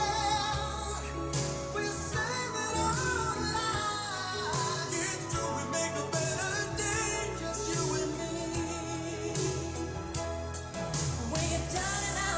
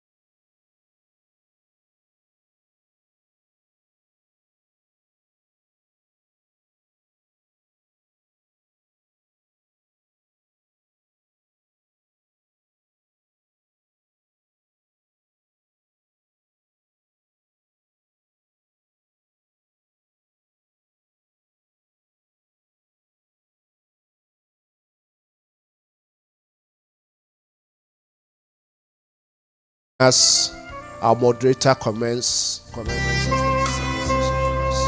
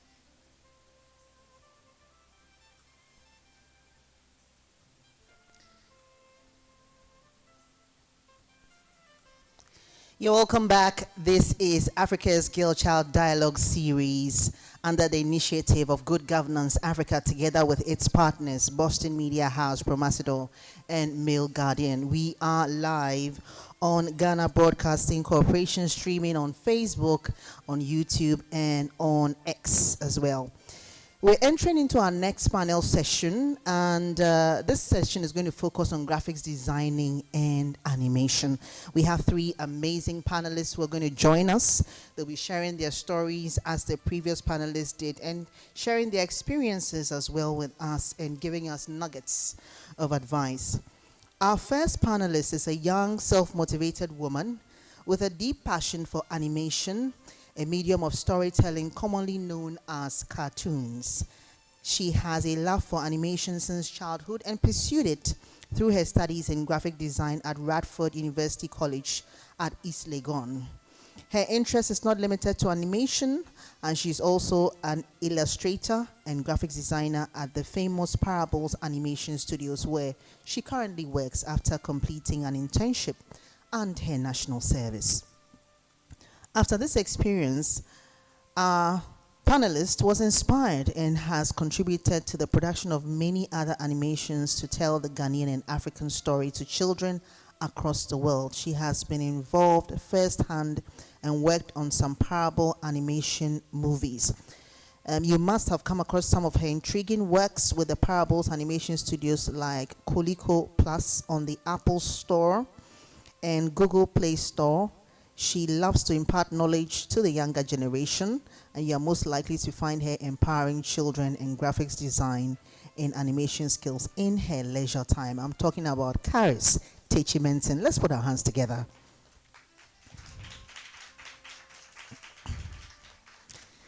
Caris Techimentin will be joining us shortly. Let's move on to our next panelist. Our next panelist is a dynamic graphic designer and social media specialist as well, with experience working alongside renowned brands such as Twillim Industries, Oraimo Ghana, Infinix, Intel Ghana, Electroland Ghana, and more. Her expertise in crafting engaging visuals and content strategies has significantly enhanced the online presence of these brands. As a co-founder of YouTube Ghana Creators Festival, she is dedicated to empowering the digital creator community. She is also passionate and an advocate for sustainability and climate change, striving to make a positive impact in the world. I'm talking about our panelist, Janet Ajua Owusu. Let's put our hands together. And thank you so much, Karis, for taking your seat. Finally, the one to join them is an art and design lover with both academic and industrial experience. She loves the challenge of using design to create everyday solutions for everyday problems. She always seeks to ensure that in whichever space she finds herself, her design skills and knowledge are used to solve a problem and to solve them as well beautifully. She adores teaching and executing designs which tackle organizational and societal issues. She is an art director and graphic designer and has worked with brands like the FDA, Nestle, UNICEF, Cosmos Innovation Center, Cosmos Energy, Barclays Bank, Goldfields Ghana, Airtel, DSTV Ghana, Fidelity Bank, Vlisco, and many others. Her vast academic experience stems from working with institutions like the Kwame Nkrumah University of Science and Technology, Joyce Abebu College of Creative Design, Radford University, University of Professional Studies, UPSA, and Academic City College. I'm talking about Afi Jifa Atta. Let's welcome her with a round of applause.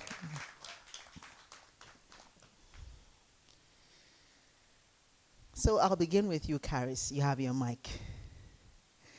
So, in terms of graphic design and animation, when we think about it, ordinarily when people think about it, they think about the male gender doing it. Is it something that is heavily male dominated, and how did you find yourself in it? Thank you for having me. Thank you for Yes, having your mic me. works. Yes, the graphic design space and the animation space is very dominated by men. And how I found myself to be into this space is simply because I just had a love for it. I didn't think about whether or not it was going to be dominated by men or women. I wasn't coming into this space from a mind space of, oh, am I going to enter into this space and then be overshadowed by my colleagues? Am I going to have to fight my way in? No, it was just, I like this. I want to do this, so I'm going to do this. So I went ahead and I came into the space. I came to meet how it was more dominated, but it didn't threaten me, and I wasn't scared of it. And thankfully, I was surrounded by good people who were always ready to push me forward. I was never considered less than because I was a woman. What kind of training ended you in the graphics design space? I first started studying visual arts in JHS. Right. In JHS, my school, we had to choose between 3 subjects: home econs, PTS, and then visual arts. I chose visual arts. And then going into SHS again, I chose visual arts. Then going into university again, I chose graphic design. I have always had a mind for being an artist. I have not considered anything else. I've always known what I wanted to be. So I've just always had like a pin straight focus on what I've wanted, and then I've gone for it and I've gotten it. That's how it's always been. Wonderful. Let's put our hands together. One of the lucky ones to know what they want to do, because sometimes many of us are just wanderers until we finally find what we really want to do. I'm coming to you, Janet. Tell us, how did you enter into this space, you two? Okay, so for me personally, it goes way back when I was a little girl. I used to love art, drawing in these cute diaries, drawing Mickey Mouse, Scooby-Doo, and, all the cartoonish characters that we have. But then after high school, I was a bit conflicted on what I actually wanted to do. Because Why? for most of us, after high school, you would have to be home, wait for tertiary admission news to come so that you could start the university. So for me, I felt like within the time frame of having to sit home and waiting for tertiary results to come, maybe I could do something.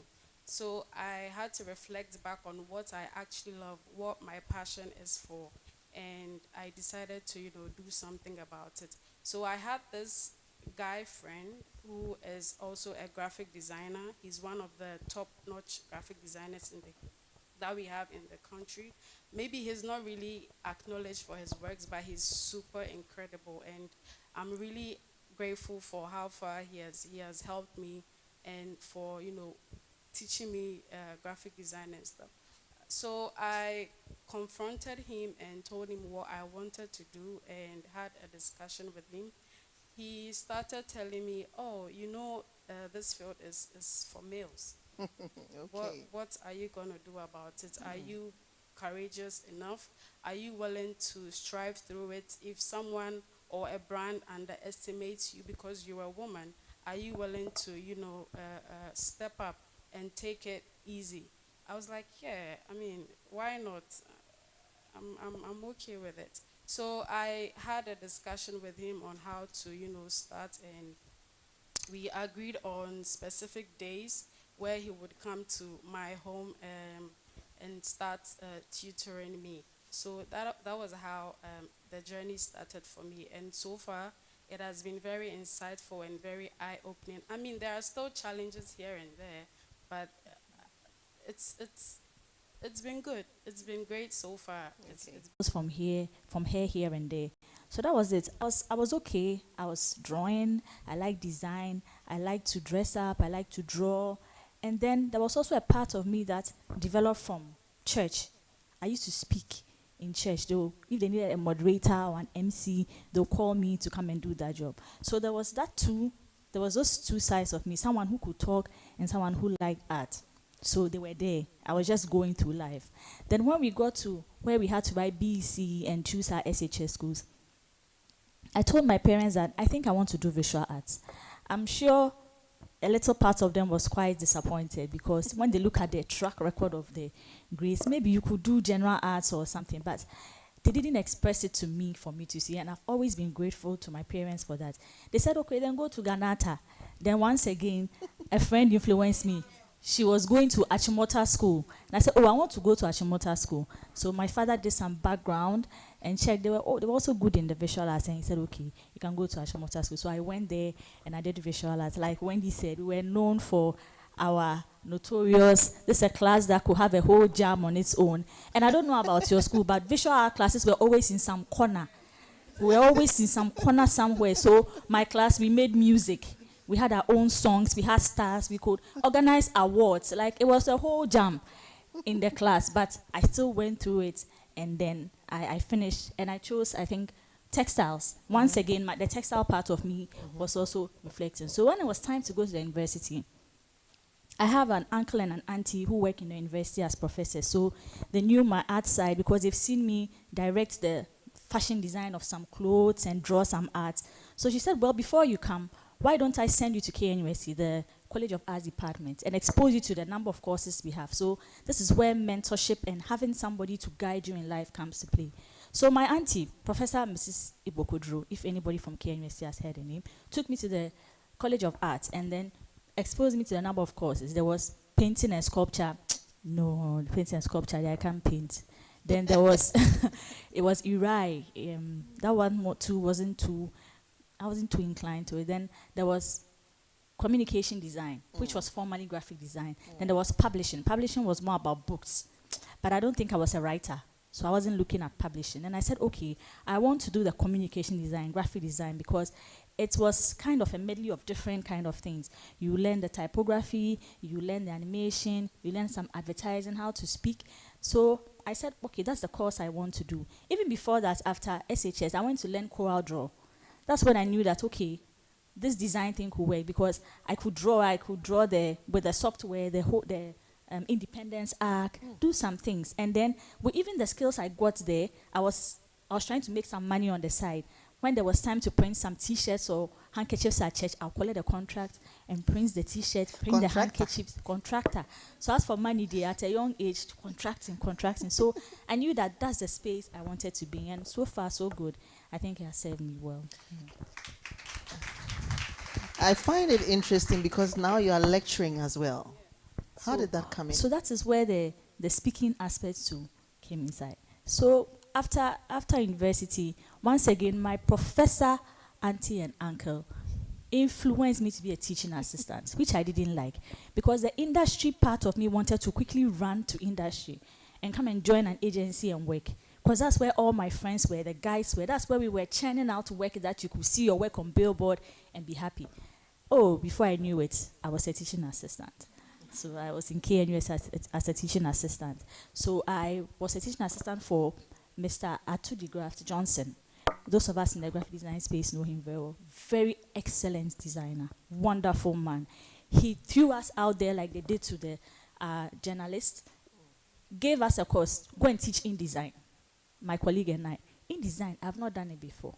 I know nothing about InDesign. So he gave us some tutorials and showed us the way, and then we did it. So every class, we had to take them through practical lessons. And that's when I knew that, oh, I could actually teach people what to do, because that batch did very well. And so they were even calling us, oh, TA in design.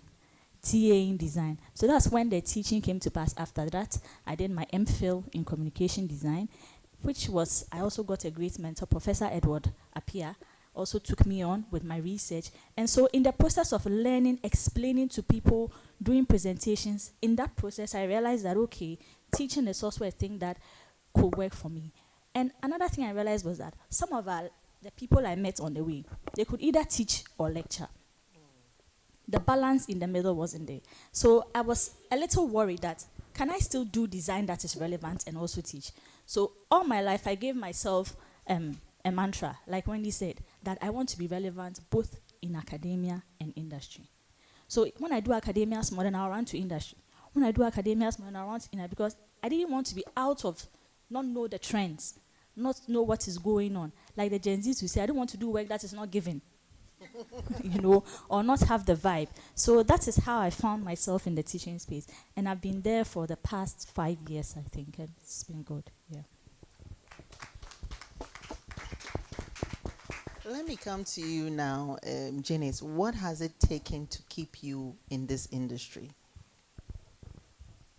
Okay, so with that, you know, every day there are trends evolving here and there. We have a typical example of AI, AR, and then VR.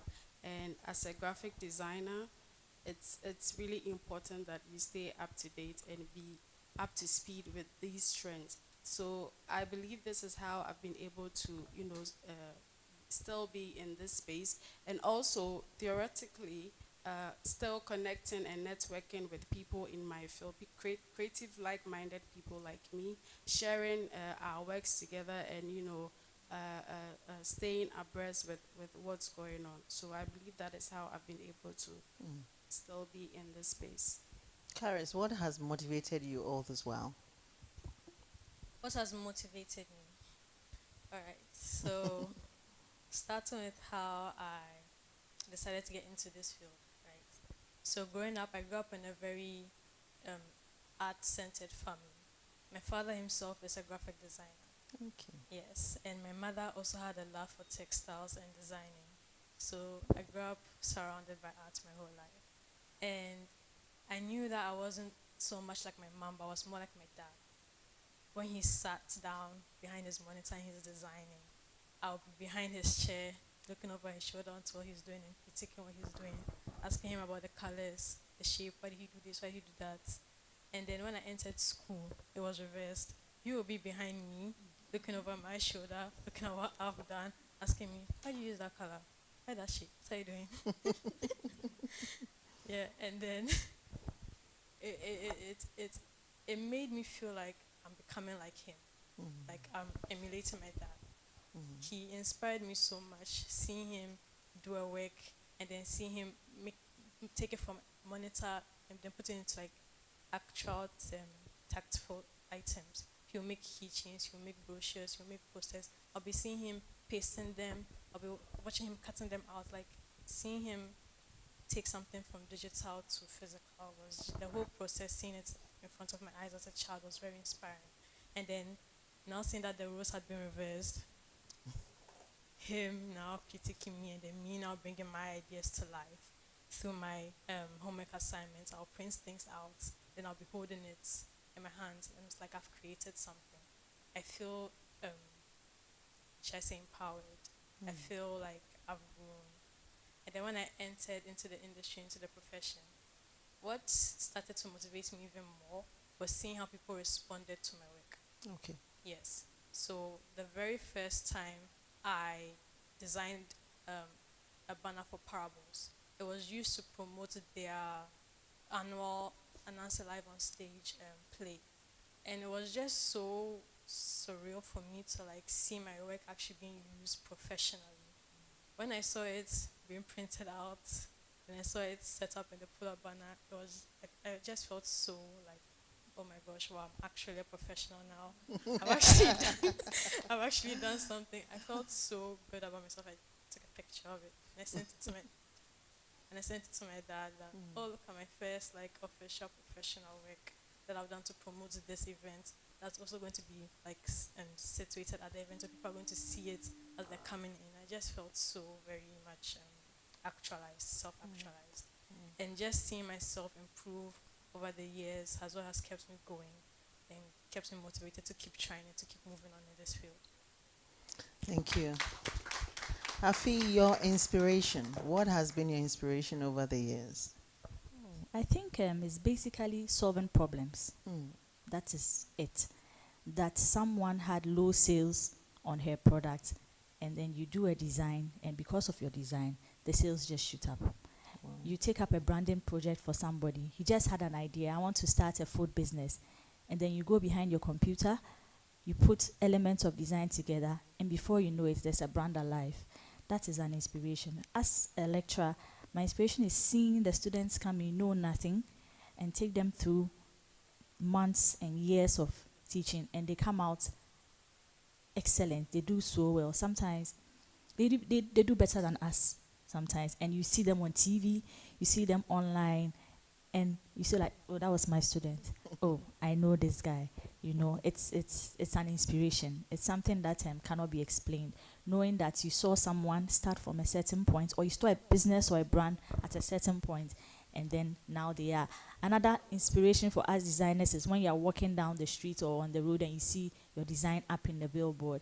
It's so exciting. I remember I've done a car branding for a company. It's been a long time, like 7 years. Whenever I see the car, I'm still happy. Whenever I see the car, I'm still happy. That's one of the reasons why we keep going at this. That's a strong inspiration for me. Yeah. Wonderful.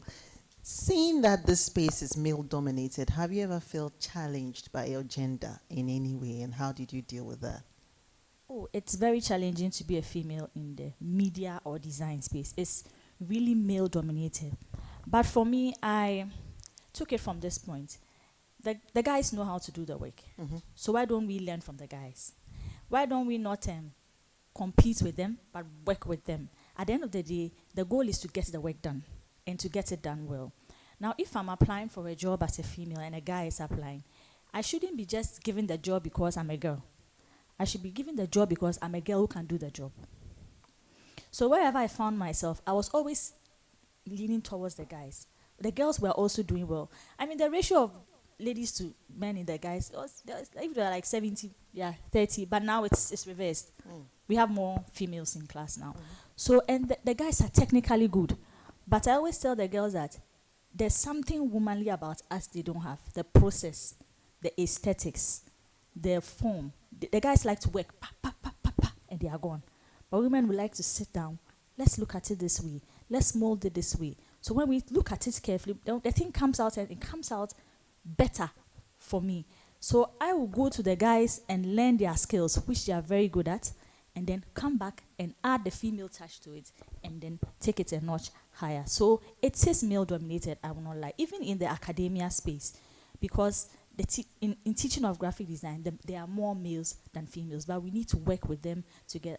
The students like to hear, oh, madam, oh, madam, oh, madam. They can call madam like 50,000 times a day. You are sleeping, oh, madam, madam, my head. It's always about a madam. But because when they go to say will just shout at them and find his way to go. So we always have to find the balance on how we can work with them. It will get better. Okay, great. Janet, I'm coming to you. How have you dealt with that aspect of it being a female in this space? Okay, so like my fellow panel said, it's a male-dominated field, and as a young lady, it's very difficult to, strive through everything. But that hasn't stopped me. I've had times where I've been recommended to clients and brands, and when they start talking to me and they realize I'm a lady, they're like, oh, you're a girl, and then they back away. which They back away. yeah, because I'm a lady. I don't know. They're expecting a guy or something. They have doubts, and they back away, and it's quite sad. But I've been able to deal with that, and because I've realized that the requirement is mostly for men, so I've had to, partner with male in the industry, working side by side with them, asking them questions. Oh, what's up? What's the new trend? What's the easiest software that I can use? Where can I get templates to make things easier for me here and there?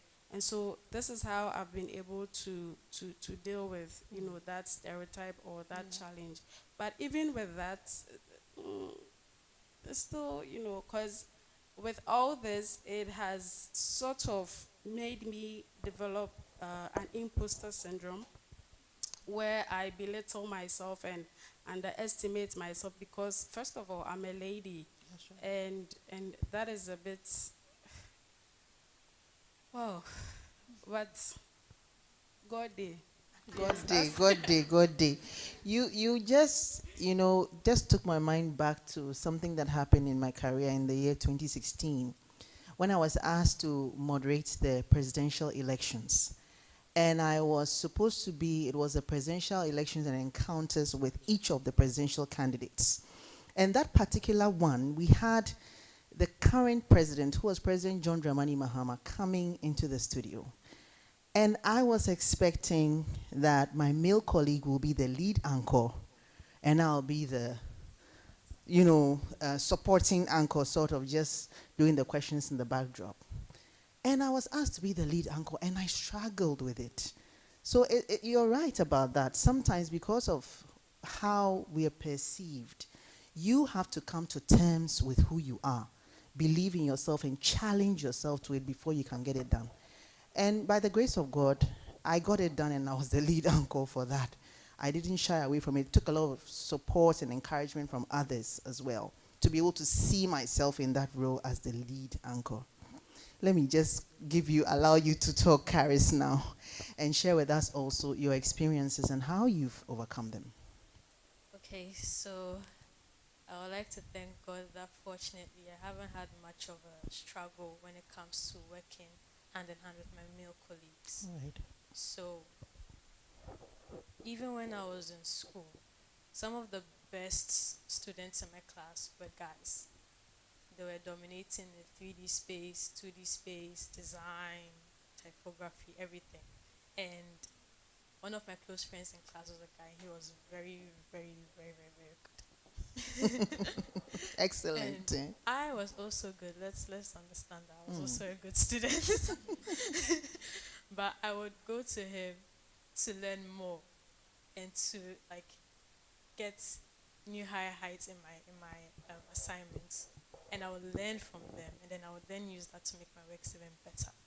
So in class, even though the best students were guys and I was used to going to them for help, they never ever belittled the women in our class also. Okay. They were very supportive, and they were always willing to help. They would sometimes even teach the class. When they saw that somebody was struggling, they'd be like, oh, you're having a problem with this. Oh, let me help you. It's done this way. We were very supportive of each other. And thankfully, when I entered into the professional space, that was the same thing. My office, I'm the only woman there. Everyone else is a guy. But wow. yeah. But they are also very supportive. They haven't held any work back from me because, oh, she's a girl, I don't know if she can, do it so well. No. If anything, they'll bring the work to me. They come and sit down beside me. We're working on this today. So prepare yourself, yeah. And I learn from them. They've been in the space longer than I have, so I know that they have some experiences that I can't really match up to yet. But even so, I'm not shrinking away from them when they bring me something to do. I look at what they are doing, and then I do my best to match their quality. So like I said, I haven't had bad experiences, and I'm very, very thankful for that. If anything, it has shown that the men in this space are getting used to the idea of women coming in, that they know that it's not like men are better than women when it comes to visual aesthetics, or men are better than women when it comes to the technicalities of design and animation. They know that this is a space for anybody and everybody. All you need is the skill and the talent and the discipline to do your work well.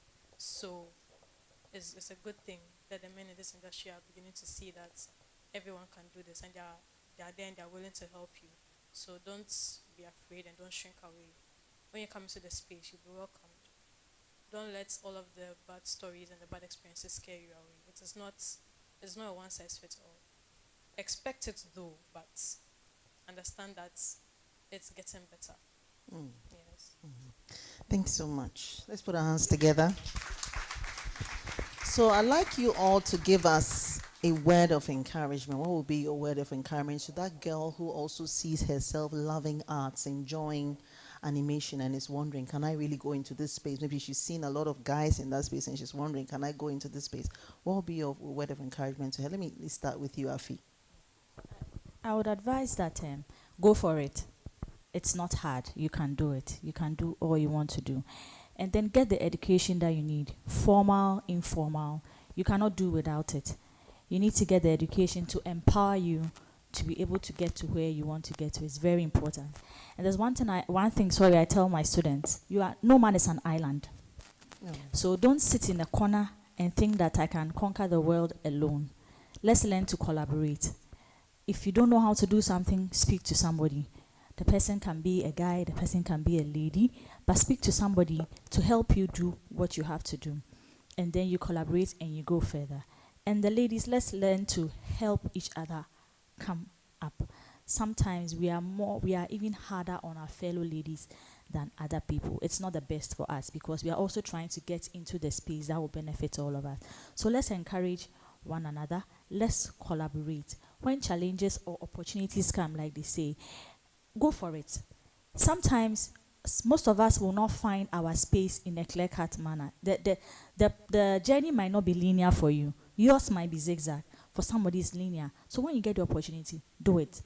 If you get a job to go face painting, try it. If you get the chance to go and learn apprenticeship in fashion, try it. If they are looking for someone to print t-shirts, try it. Like our panelist earlier said, you never know where you can find your niche. So don't shy away from any opportunity. Try everything that you can do to get into the space. And as time goes on, you get better and find your space there. Thank you. Thank you. Janet, I'm coming to you. Your word of encouragement to the girl out there who wants to be like you. So like Mrs. Afi said, go for it. Any opportunity that comes your way, be sure to grasp it. And also, never doubt yourself. There are ladies out there who think because graphic design is a male-dominant field, you don't belong in the room. You have to do away with that thought. And also, consistency, persistency is very key. I've had days where I would design and the next morning I'll end up with a backache. Or maybe a client will come and say, I don't like this color that the person is wearing. Or maybe put bubbles in the background, or I want a gradient effect, and I'll be like, oh, this is too much. I have to give up. But I've been able to push myself from my comfort zone to my greatest length, and I'm still here today. So I would say consistency and persistency, and also start small. Start small. Don't try to compare yourself with someone who is doing some like cars. Start small. You could start with maybe a logo design for your friend who is doing hair or a salon or selling wigs or a boutique. You could start small. Start small. That's all I have to say. Thank you. Thank you so much. Caris, key takeaways for them.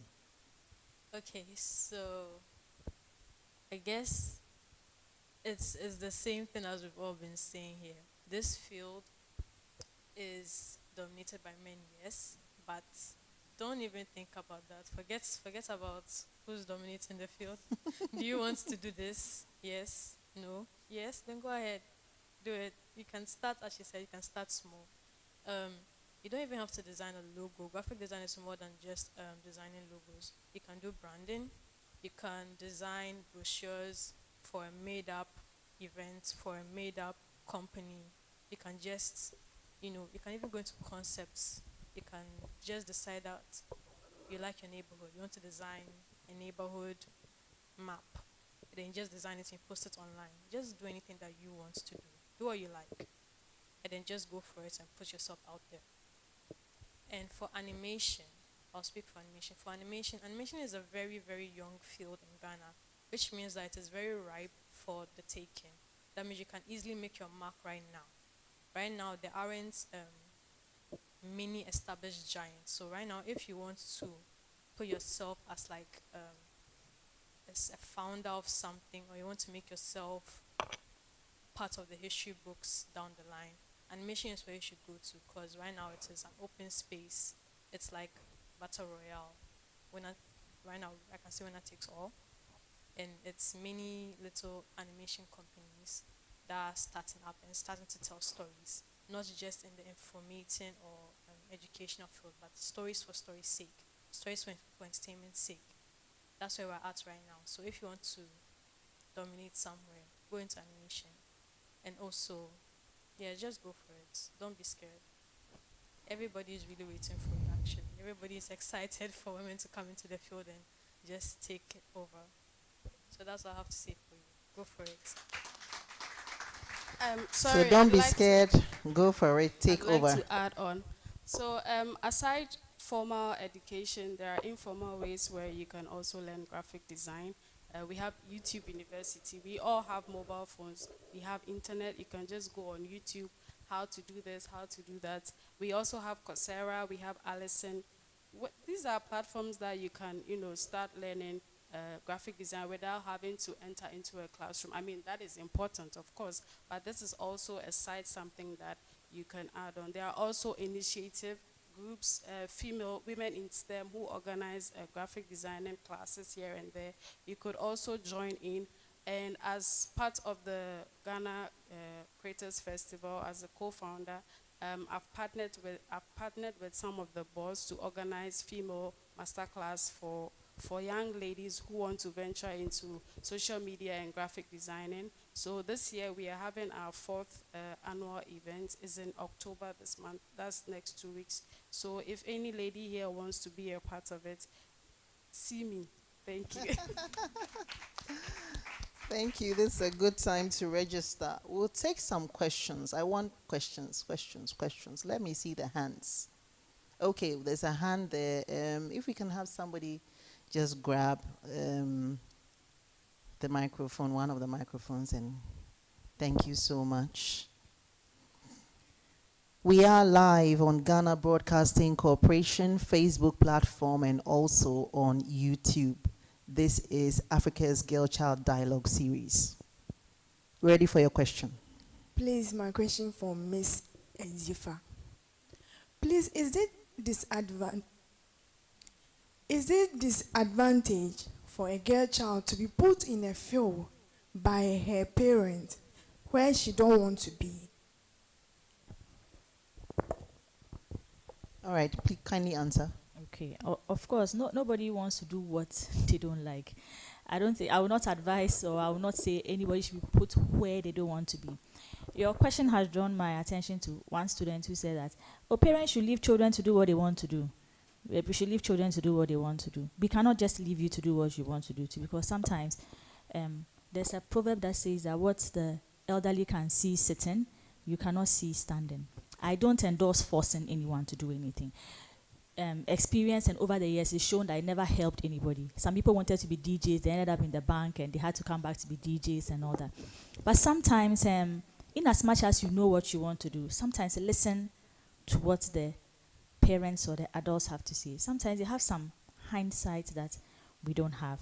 So it's good to listen to what they have to say, then also come with also what you want to do, and then we all compromise, and then at the end of the day, we find what is best for you. So as for forcing, I don't endorse this. Nobody should be forced. But then there should be a way that we should all understand and come to a good agreement on what is good for you, and then go for it. More questions? Good afternoon. I go by the name Mami Safora.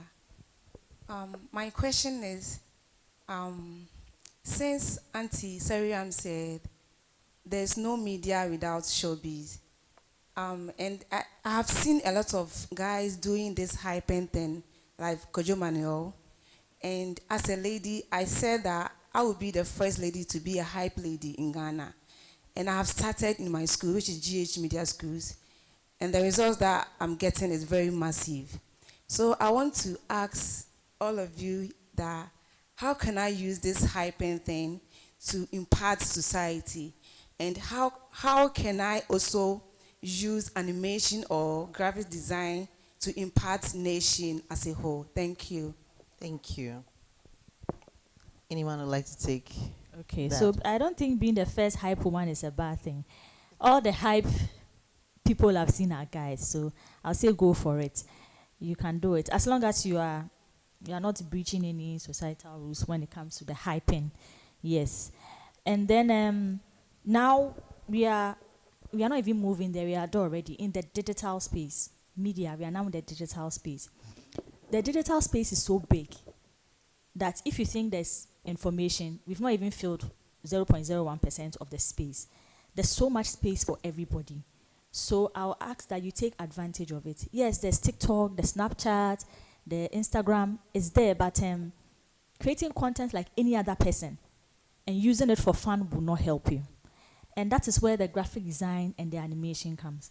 When you learn the principles, how to apply them, how they work, how your color works, how your transitions in animation, the characters, and even the impacts they have on people work, you can create content that will go viral. I mean, it is in Ghana that I love the fact that Caris has carved her niche. But when you go abroad, there are people who have carved their niche. Some people say, I'm a food blogger. I'm a logo designer. I do just websites. And they can do that, and one job alone can give you $1,000, $2,000. So you need to find your space wherever you are, leveraging on the social media that you have, and then you can go further. So I'll say go for it. Being a hype woman, it's not a bad thing at all. I look forward to seeing you on shows hyping them. Yeah. Right. So I am marvelous. My question is, we have heard start, do it, do a logo, do something for somebody. As a beginner who is not privy to any of this, what do I need? What is my startup? What are the tools that I will need to begin to do the little? Thank you. Okay, you need to know what you want to do first. You need to know something. Before you can cook banku, you need to buy condo. In fact, you need to know which flour you need for the banku. Because if you go and buy kokonte flour for banku, you'll be doing kokonte, not banku. So you need to get the what cassava dough and the condo. So before you can do a logo, you need to know what are the elements to put together to do it. That's why she said education. Now there's so much information out there. If you cannot even do the formal one, like I said, there's formal, there's informal, there's apprenticeship, there's training. Find somewhere and push yourself. A lot of us don't like to train and put ourselves in waiting. We want to wake up and blossom, but it doesn't work like that. So train yourself for some time. Know how design works, what you need to do to get the results. And once you are trained, or whilst you are in the training, start churning out design. Like Caris was saying, you can even do proactive works. They are not for anybody. We've all done them before. Works that don't belong anywhere. They were in our portfolio. But we did them just to show our skills and to get ourselves out there. So that is what I would advise, unless you want to add some more to it. Okay. It's fine. Caris, you want to add anything? Okay, there's another question. So, Caris. It's actually not a question. I'm talking about tools. So okay.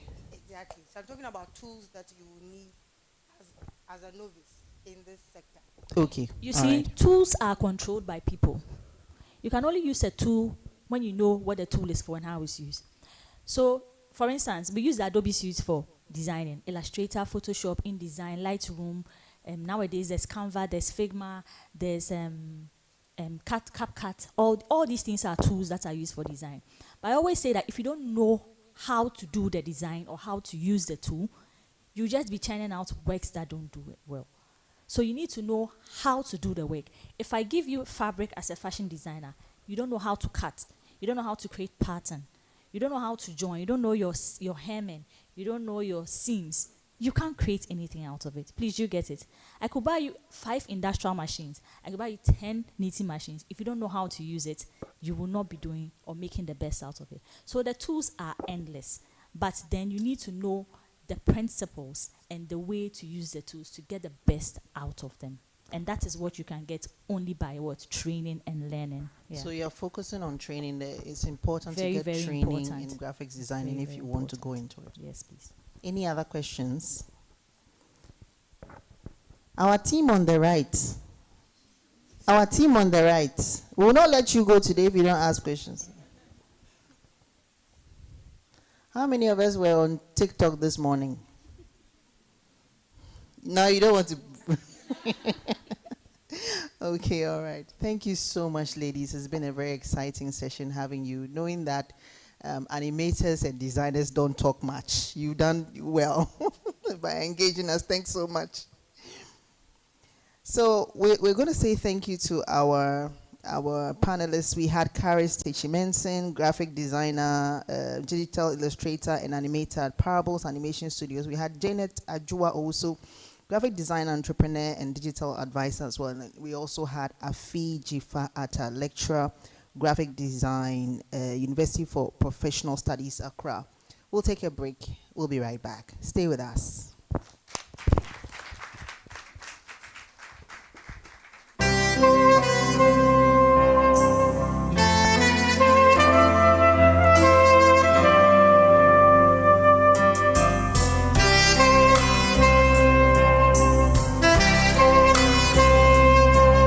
So let's do some pictures with our panelists.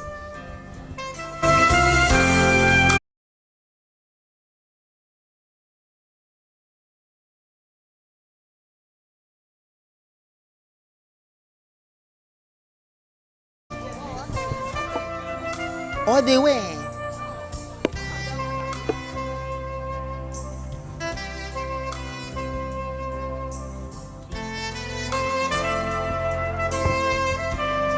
So our panelists, kindly come and take your seats, and then we'll stand behind you and take some pictures.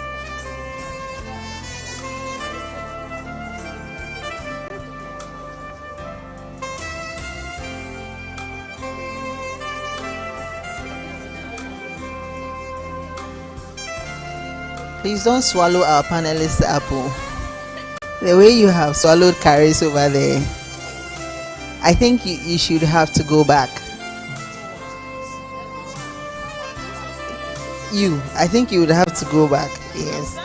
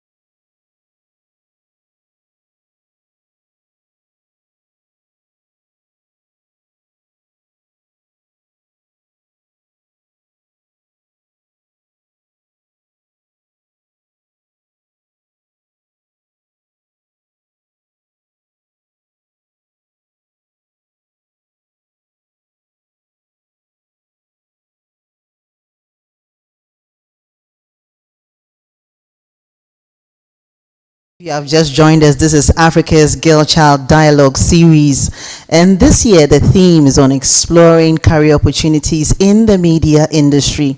We are streaming live on Ghana Broadcasting Corporation Facebook and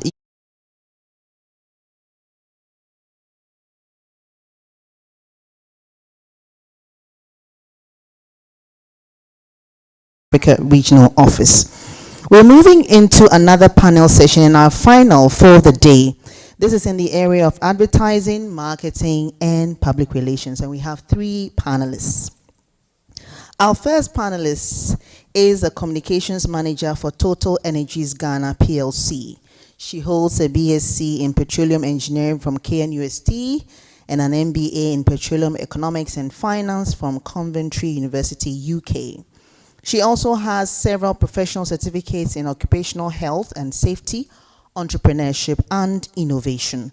She has over 5 years of experience in the downstream oil and gas industry, working in fields ranging from engineering to fuel and lubricant sales and marketing, and currently in communication and public relations. Professionally, she's a member of the Society of Petroleum Engineers Ghana. She has a passion for integrity and excellence work and work ethic. Ladies and gentlemen, let me introduce to you our first panelist, Endesha Sewa Ampufu. Thank you so much. You can take your seat right here next to me. Our next panelist is a marketing communication professional with over 14 years of experience. Her career has focused on customer experience, corporate communications, marketing, that's traditional and digital, brand development, strategy, public media, government relations, CSR and CSI, and events. She is responsible for formulating and driving customer experience marketing initiatives at Hollard Ghana, a multinational group with life and general insurance businesses in Ghana. She is credited for building the Hollard brand in Ghana, raising awareness and revenue, as well as executing a robust customer experience department and call center. She is an accredited public relations practitioner by the Institute of Public Relations Ghana. She has an MA in Professional Communication from Clemson University, USA, and a BA in Economics minor in French from the Kwame Nkrumah University of Science and Technology, Ghana. I'm talking about our panelist, Cynthia Ayram Ofori Jumfo. Let's put our hands together. Thanks so much, Cynthia, for coming. Our final panelist is a public relations expert who is passionate about connecting people and ideas. She has a strong background in strategic communication, media relations, event planning, strategic partnership, and protocol. She has been working as a public relations professional for over a decade. She is currently the Deputy Head Corporate Affairs for Public Utilities Regulatory Commission, PURC, and she has a marketing and she has been a marketing and communication officer with Unique Insurance Company Limited, Accra. While in that position, she developed and implemented practical communication activities for external customers and stakeholders. She also wrote and optimized content for the website, digital newsletters, print publications, and social networking sites. She has a Bachelor of Arts in English and Philosophy, as well as a Master's in International Relations and Diplomacy from the Ghana Institute of Management and Public Administration, GIMPA. She is an accredited member of the Institute of Public Relations, IPR Ghana, a member of Chartered Institute of Public Relations, and a CHEMFRE member, Women in Public Relations Ghana. I'm talking about Deborah Bonny. Let's celebrate here.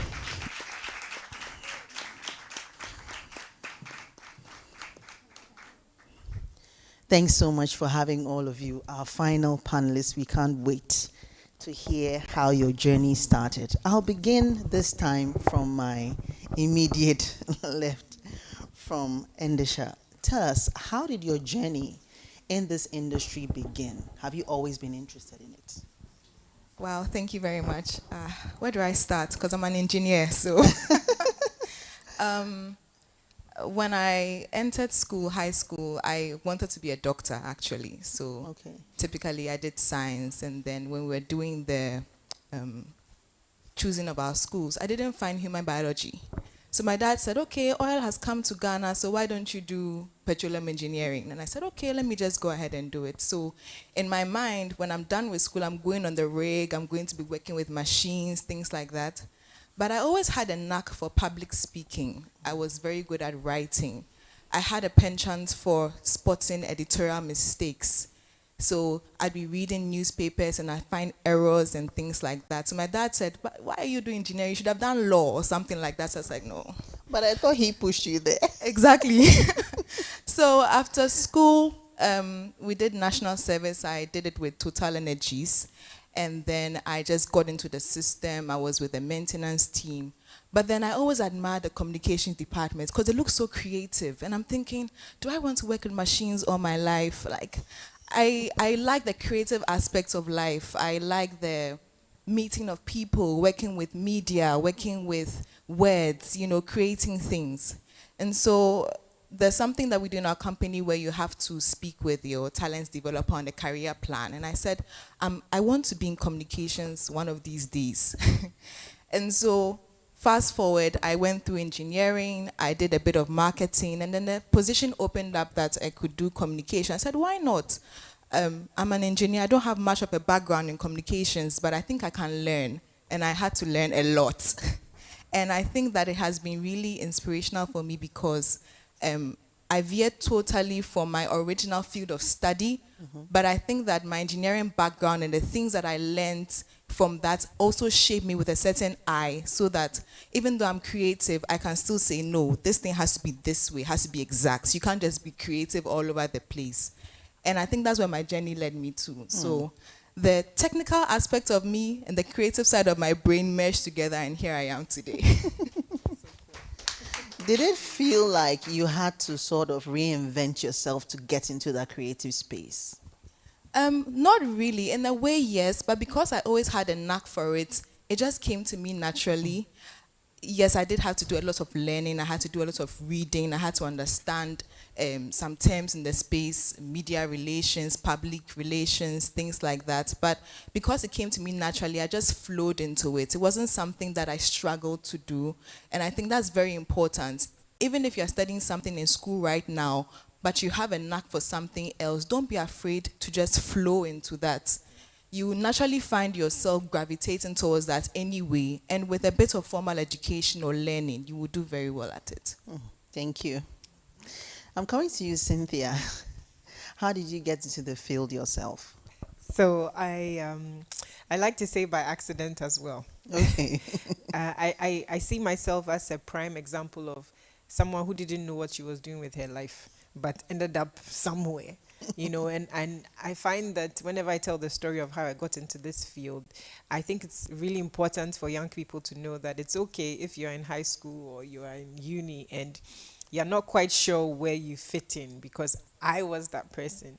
And, coming into this field, I came into it by accident because I did economics. I was trying to be in the bank. In fact, I wanted to be a lawyer. I wanted to be everything. I wasn't even I sure. also wanted to be a banker at a point too. I wasn't sure, and I'm so happy because I actually, after national service, I applied to the bank, and it took forever. And by the time they called me, I was somewhere else. And I'm very grateful that they didn't call me, But the thing is, after uni, I asked myself what I wanted to do. I fell into different things. I was abroad for a bit. Back then it was very common to bugger, as we used to call it, where you look for money.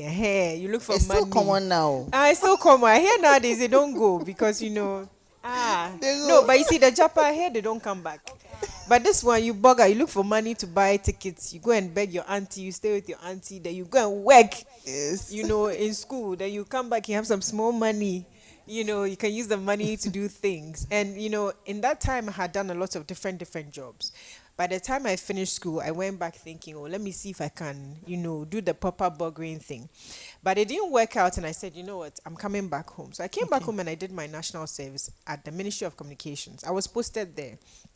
And back then, I think Ministry of Communications used to do both Information and Either ways, I ended up in the IT office because I think I was late in coming. And then here I was sitting in the IT office. I was asked to work on intranet as well. In fact, I worked on so many different things, that procurement, this and that. But the one thing that I was put to work on was a conference Okay. by the ITU, International Telecoms Union. And I remember that in working on the conference, I met this woman at the conference. She was from the ITU and she was a Ghanaian actually. It was at La Palme. And I met the woman and I was so enthralled by the woman because I see this woman, me, I'm national service person. Back then I was even skinnier than this, smallish, and they said do this, okay, I'll do this, very pretty. But this woman, I will watch the woman, I'm like, wow, I like the woman. I like what she does. I didn't even have a name for what she did. She was in charge. Okay. And she ran the conference. And obviously, she was a Ghanaian who was working abroad, who was working for the institution. It just so happened that she was back. And I remember thinking to myself, wow, I think I can do this work. This feels like something that I enjoy doing. And, after national service, I moved on and I worked with a consulting company, a management consulting company with lawyers and doing institutional reform and all kinds of things. And, interestingly enough, and that comes back to enjoying doing what you enjoy the most. My creativity came to bear in that job. I was a junior consultant. We were doing all kinds of things, roaming. I remember we had a project to roam the courts across the country. I was sitting there writing old cases. And interestingly enough, in that job, I remember getting awarded most creative staff. Then I ended up helping with setting up the Institute of Consulting that the founder had started. Essentially, what happened was, at that job, I came into myself, into the realization that I am good at things that have to do with communication. Now, when I look back, then I realized that my whole time in school, SS, JSS, primary school, university, I was doing all these things that were related to communications and marketing. Every project, every club, program, writers and debaters, I was there. SRC this, I was there. All that, I was there. I was organizing this, Rotary, this, that. We were organizing things, we were promoting things, we were doing all these things. But I hadn't put my finger on that and realized that this is me. So in working there, I think that job with another fantastic female boss that I had, her name is Phyllis Maria Christian. Very, very, I think she taught me how to work hard because she took no nonsense, very, very meticulous. And, and in that job after national service, I worked there for about 2 years. So in that time after national service, between national service and after national service, I learned so much about myself, not just learning on the job how to do things. And working for an institutional reform company, a consulting company, it's actually like working an agency. They go, they pitch for business, they come back, and you have to execute the business, right? So you're pitching to do some work somewhere, it involves writing, it involves putting things together. And when my boss saw that I had a knack for these things, she said, hey, come sit down and help write this thing. So I was very proud of myself because we won a project by the Millennium Development Authority. And I was a key part of the team that put that pitch together. Not knowing that this was all just leading me. And in fact, this was all communication tasks I was doing. It just hadn't been written. And at the time, I wasn't serious about calling myself communications and marketing.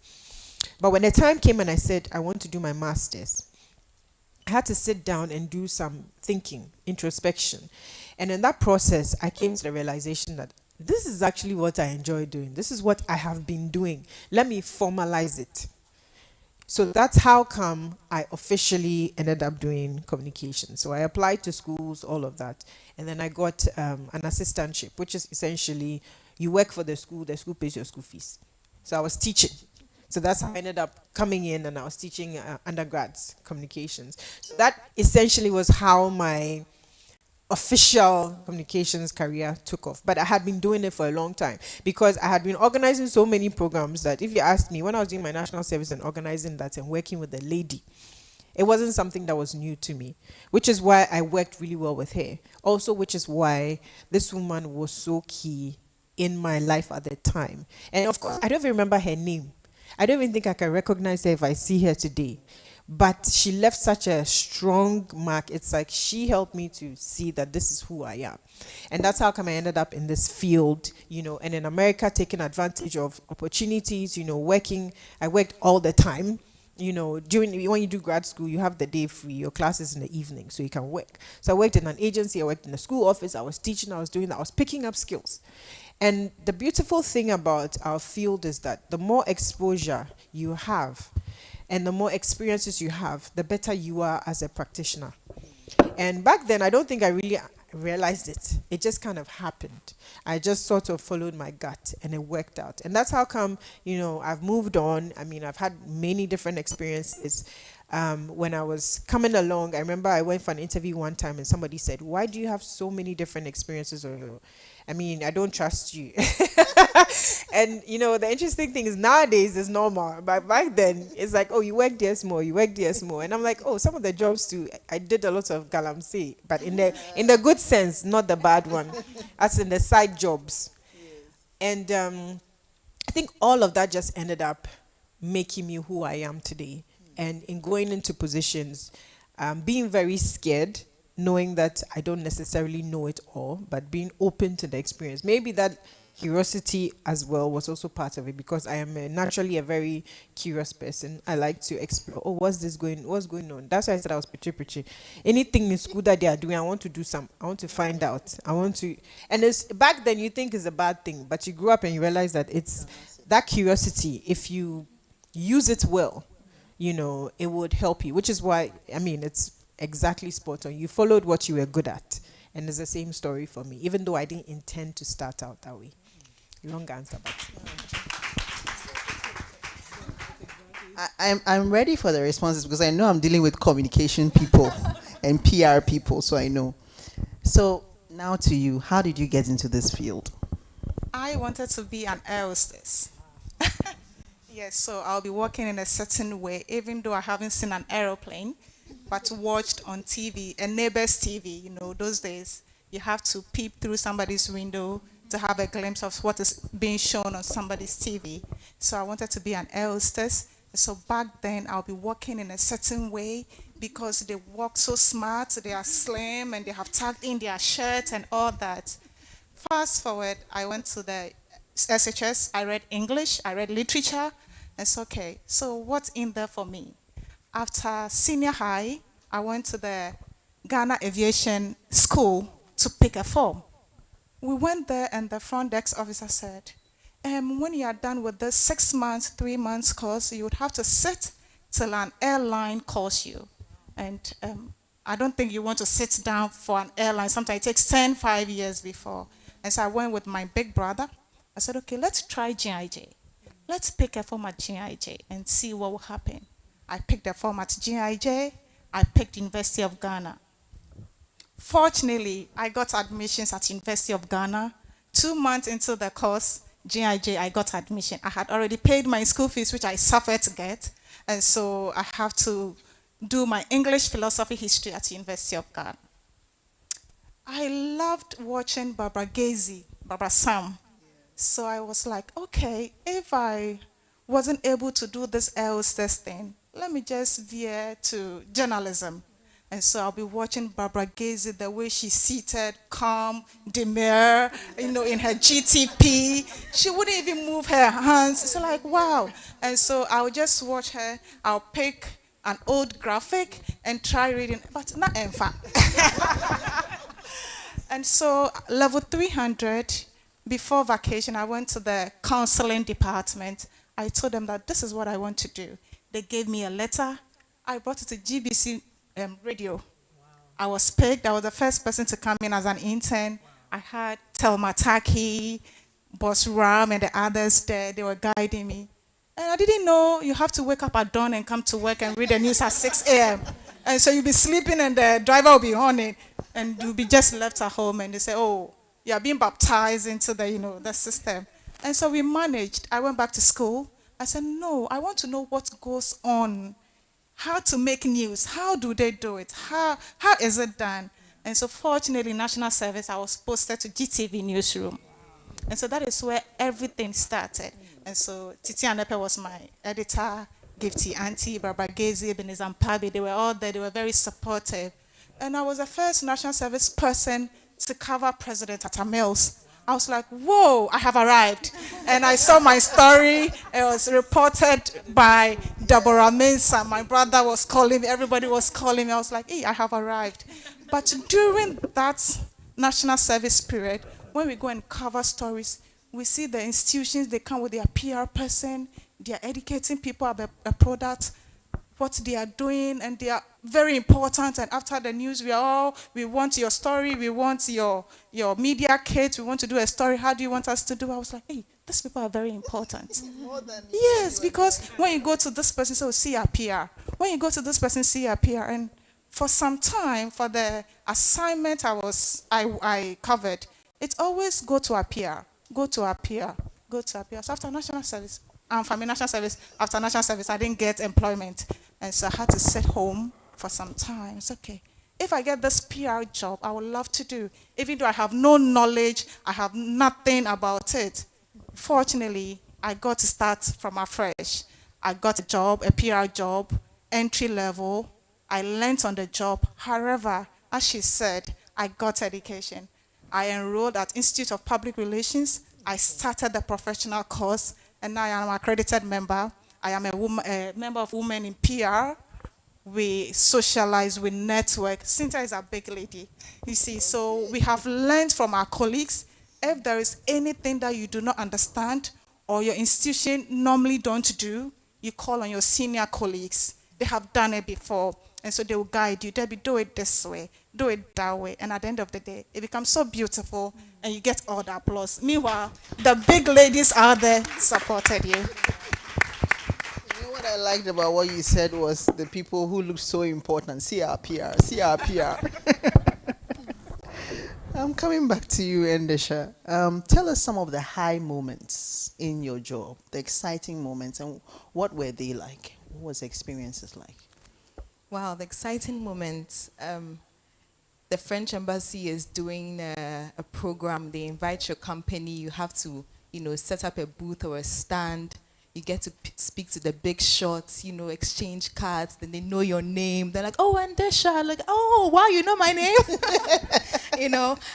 Meeting people, people are a very valuable assets. And, in Ghana, they say who you know, who knows you, that kind of thing. But when you don't put that at the back of your mind, you just love meeting people. And you find that no matter how high they are like human beings just like you. It's very heartwarming to find out. So doing things like that, before I even came to the communications role, like I said, I was in marketing and I was a sales rep. So some of my stations were in the Volta region, OT region, and you have to drive sales. So I'd go out there, wear my jeans, my safety boots, talk to customers, all that is part of, the PR in a way, even though it's the grassroots level. And when you see the look on customers' faces when you explain something about a product to them and like, oh, I didn't know this oil could do this. Oh, you people have this product.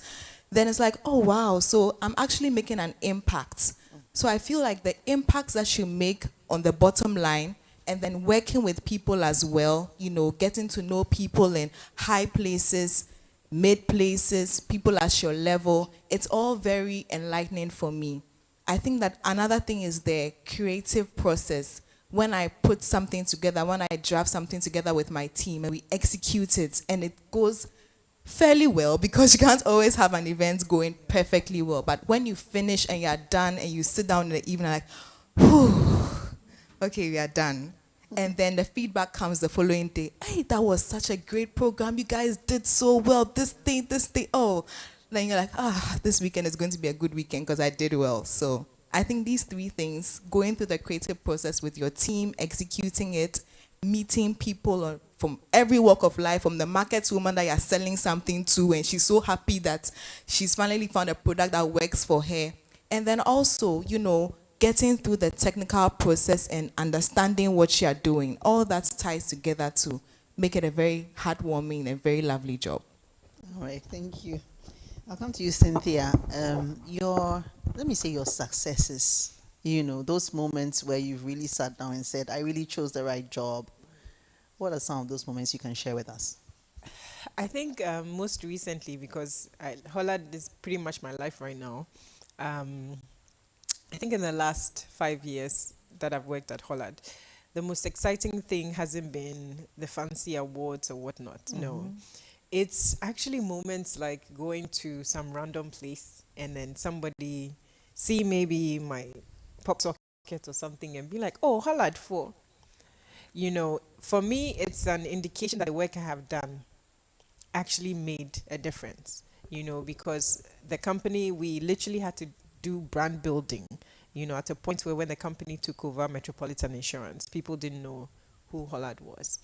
So for me, the fulfillment I feel is in tiny moments where it's like an indication that the work we are doing has landed. Those are the moments that just, it makes like the little girl in me just like do a little dance. I'm like, oh, Holland. Or maybe, I randomly ask somebody somewhere about a product or something, and then they're like, oh, they know it. Or for instance, even maybe seeing our advert play, I'm passing by some random place and maybe I see the advert playing on the TV. It's those small moments that actually really excites me. But on the bigger picture, the other moments that are very fulfilling are being able to develop things and bring them to life. And when I say bring them to life, it's not, when I say success, and I mean, I once worked with Afi in the same company, by the way. And, in that company, working in an agency environment, you are forever putting together ideas and trying to get people to agree to execute the ideas. Oftentimes, the execution of the ideas are not necessarily how you want to do an advert, you want to do a campaign, you want to do this, you want to do that. It doesn't always work out well, right? But at the end of the day, the feeling that, oh, wow, we actually did this, we put this together and it came to life. I think for me, and then even further on, seeing it still living, I think that's where the true satisfaction comes from. You can't take that away. I mean, outside of the awards are nice and things like that, but I feel that as a professional, those are the moments that truly matter. The impact. Okay, Debbie, I'll come to you. So, as a PR person, mine is passion. I am just living what I love to do. And so the passion to serve, the passion to network, the passion to organize events. And so PR has so many roles. And at PURC, I am in charge of strategic partnerships, events, and protocol. And so getting to the close of the year, you just get invitation from maybe the Korean embassy, from the Israel embassy, with your name on it. You are being invited to grace their independence. It feels so good because they know that, then you know that you are doing something good. But again, I believe that if something must be done, it must be done well. And as an officer in charge of events, I make sure that whatever event I do it to the extent that you wouldn't find 0.001% fault with it. And so I dedicate all my time. I remember during COVID, AFGB sponsored our database management system. Now they want to launch this big. COVID, they don't want in-person events. I haven't done hybrid or virtual events before. How do I get this done? And so they constituted a committee. Quickly, I had to run to my big bosses, Cynthia, Shelley, Faith, Joyce, and they said, Charlie, I have this event, our first meeting. I want to go in with like 80% complete on my paper. They gave me all the apple. Our first meeting, I said, okay, we can do it A, B, C, and D, E, F, G, and H. I said, wow, the program is already done. We just have to put some flesh on it to make it, And so we did the event. It was so marvelous. Fast forward, just last year, they wanted to do an event, and in Côte d'Ivoire, my name was mentioned. Go to PRC, look for Debbie. The program is sorted, and I feel so good. And based on the same AFDB event, I am very intentional about what I put on my status, because I know those on my phone, the people on my phone, and so I don't just put anything on my status. I was fortunate to moderate an ECOWAS event, electricity, just this July. How did I get the slot? We went for a meeting. Someone said, "Hey, Debbie, I was at Kempiski and you did the event so well and you're so bubbly on your status and we think you can do this. So just take it and do it." I was like, wow, I haven't done this before. ECOWAS, come electricity. And though I am the PR person, I am one of the PR person in PRC, I don't do the technical thing. We do the soft, we bring it to the lowest minimum for my mom in the village to understand what we do as PURC. But this one, I'm going to moderate a technical event, and how would I do it? I have to prepare, I have to pray, and I have to make sure it is done so well. And so I think that we are doing well, little by little we are getting there. But you see, you have to be prim and proper. You have to pray and prepare, and you'll be fine. I'm coming to you this time, Cynthia, challenging moments and how you've overcome them. There have been many challenging moments. I can't see anyone who will come and sit down and talk about success who hasn't had or who isn't having challenging moments. I think that how the world is today, it's almost easy to think that things are not hard for certain people. If you look at their social media, it can be very stressful. And for me, challenging moments can be as simple as trying to execute with very little resources. And I don't want to make the conversation too technical, but sometimes imagine that you are giving a task to do, and they don't give you the thing to do the work that they've given you. Imagine, when they finish, they want to come and mark you. Is that fair? But that is a challenge, right? So you are forced to be creative. And oftentimes, when you are in that moment, you are actually very upset because you are being forced to do things that you don't necessarily want to do. Everybody wants things to be nice and easy. So those can sometimes be the challenges. The actual execution, when you are doing the work itself, it can actually be very, very hard. You have times where you are working, especially for our field. The nature of our field is that you have to understand that you will work at odd hours.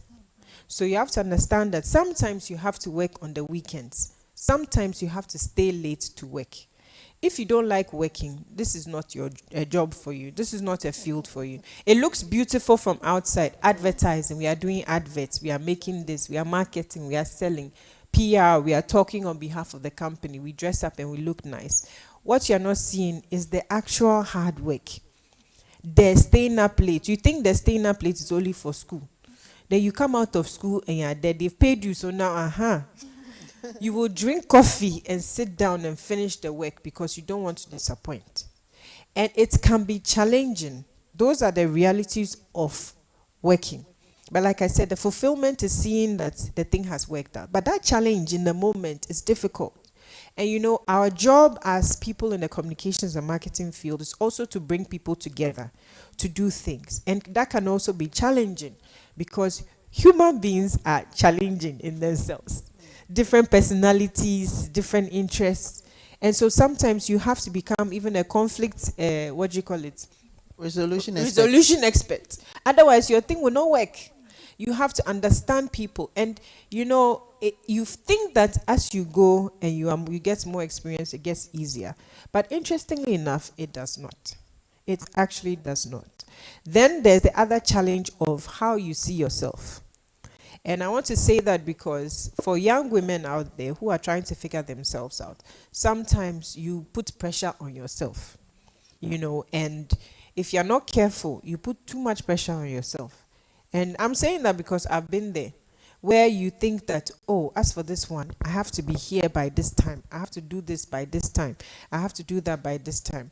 My thing is this. The challenge I had in the past was always being worried about, am I doing enough?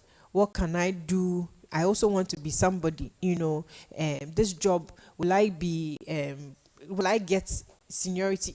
I don't know how to explain it to young people, but maybe even in school environments, you see yourself, you see yourself as somebody, but the world doesn't see you as somebody. And you want to put your best foot forward. And I'm even saying that also because, you see, I look younger than my age. I've been very slim most of my life.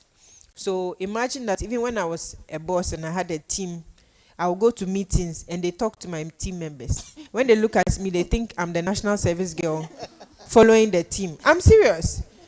I feel too small, so she understands that. So you're not authoritative. When you talk, your voice is not powerful. So you are dismissed. Then you start to feel bad about yourself. That is also a challenge. So for those challenges, I had to learn to accept myself. And I also had to learn from others. So I have been blessed to have fantastic female bosses in my career. And one of these female bosses at some point, and male bosses, by the way, one of these female bosses at some point once told me that, Cynthia, stop worrying about how you look when you go to people or you are doing things, because when you open your mouth, any doubt is cleared. And I was like, wow, I don't even think she remembers telling me this. But when she said that, her name is Ikia from Ogilvy. When she said that, it landed because I said, why am I worrying myself? It doesn't matter if I look smallish or I look young and they don't mind me. The most important thing is that I'm here to do the work and I can do the work. So if you don't know me in the beginning, by the time I leave here, you will know me, And even that, the lessons in knowing yourself. I remember when I first had that job with 17 team members, all my team members looked older than me. And I remember that I used to have challenges. It was hard being a boss because I was learning how to be a boss myself. Then I have to make sure that everybody does the work for the work to be successful.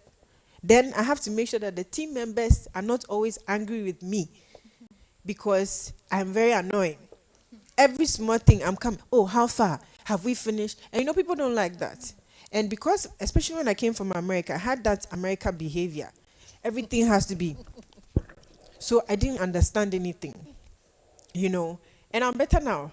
But I remember that my boss back then, one day he called me because I was having serious problems with my team members because I didn't want to accept that you have to learn how to adapt your way of doing things. And one of my biggest challenges when I was learning how to be a team leader, a boss, was that where my boss sat me down one afternoon and he said, Cynthia, you have to understand that, you have to pick your battles. And he said, it's not everything that you can complain about. It's not everything that has to be done the right way. You have to understand people, learn how they are, and decide what is the most important thing to put your effort into. And when he said that, and then he also said that you should relax and come down to people's level. So the difference is, I'm not authoritative. So I was always trying to look authoritative. And he said, no, the advantage you have is, yes, you are smallish, you look like a small girl, you look like your younger sister. Then use it. Be friendly with them to get them to do the work that they need to do. But if you always come at them and you say, has this been done? And you are serious, because yes, it's serious. You are not going to get what you need from them. So those lessons were hard in the moment where I had to challenge myself and say, hey, so how am I going to do this thing? How do I come and feel, because I'll be feeling bad that none of my team members, they don't like me, they don't respect me, all these negative, unnecessary thoughts. When the most important thing is to understand them. This person comes from here, this person does this is that background. How do you work with the person? And those are real challenges in the field of work that I had to overcome in order to understand myself and be a better boss. And I'm very proud of the people that I've worked with in the past, because I'm very proud to say that even when I left that job, the same people that I started with with difficulty, I have, for majority, I have fantastic relationships with. But those are the real challenges. And if you yourself that are sitting there don't know how to sit down and understand yourself, nobody can do it for you. You will never get better. You need to understand yourself. So, Endesh, I'm coming to you. Your challenges as well and how you've been able to overcome them. So I think one of the challenges is managing expectations. Managing your personal expectations as well as expectations of the people who have employed you, your boss, your team members, and the department or the function or whoever you are doing something for.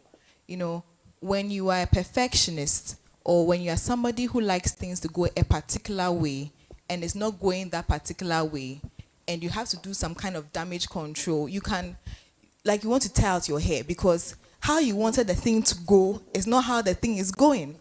You know, so from the onset, managing expectations that, okay, I planned, I've prepared, I've also prayed, and I'm working with this supplier or this vendor to do this. However, there's a bottleneck, there's a problem.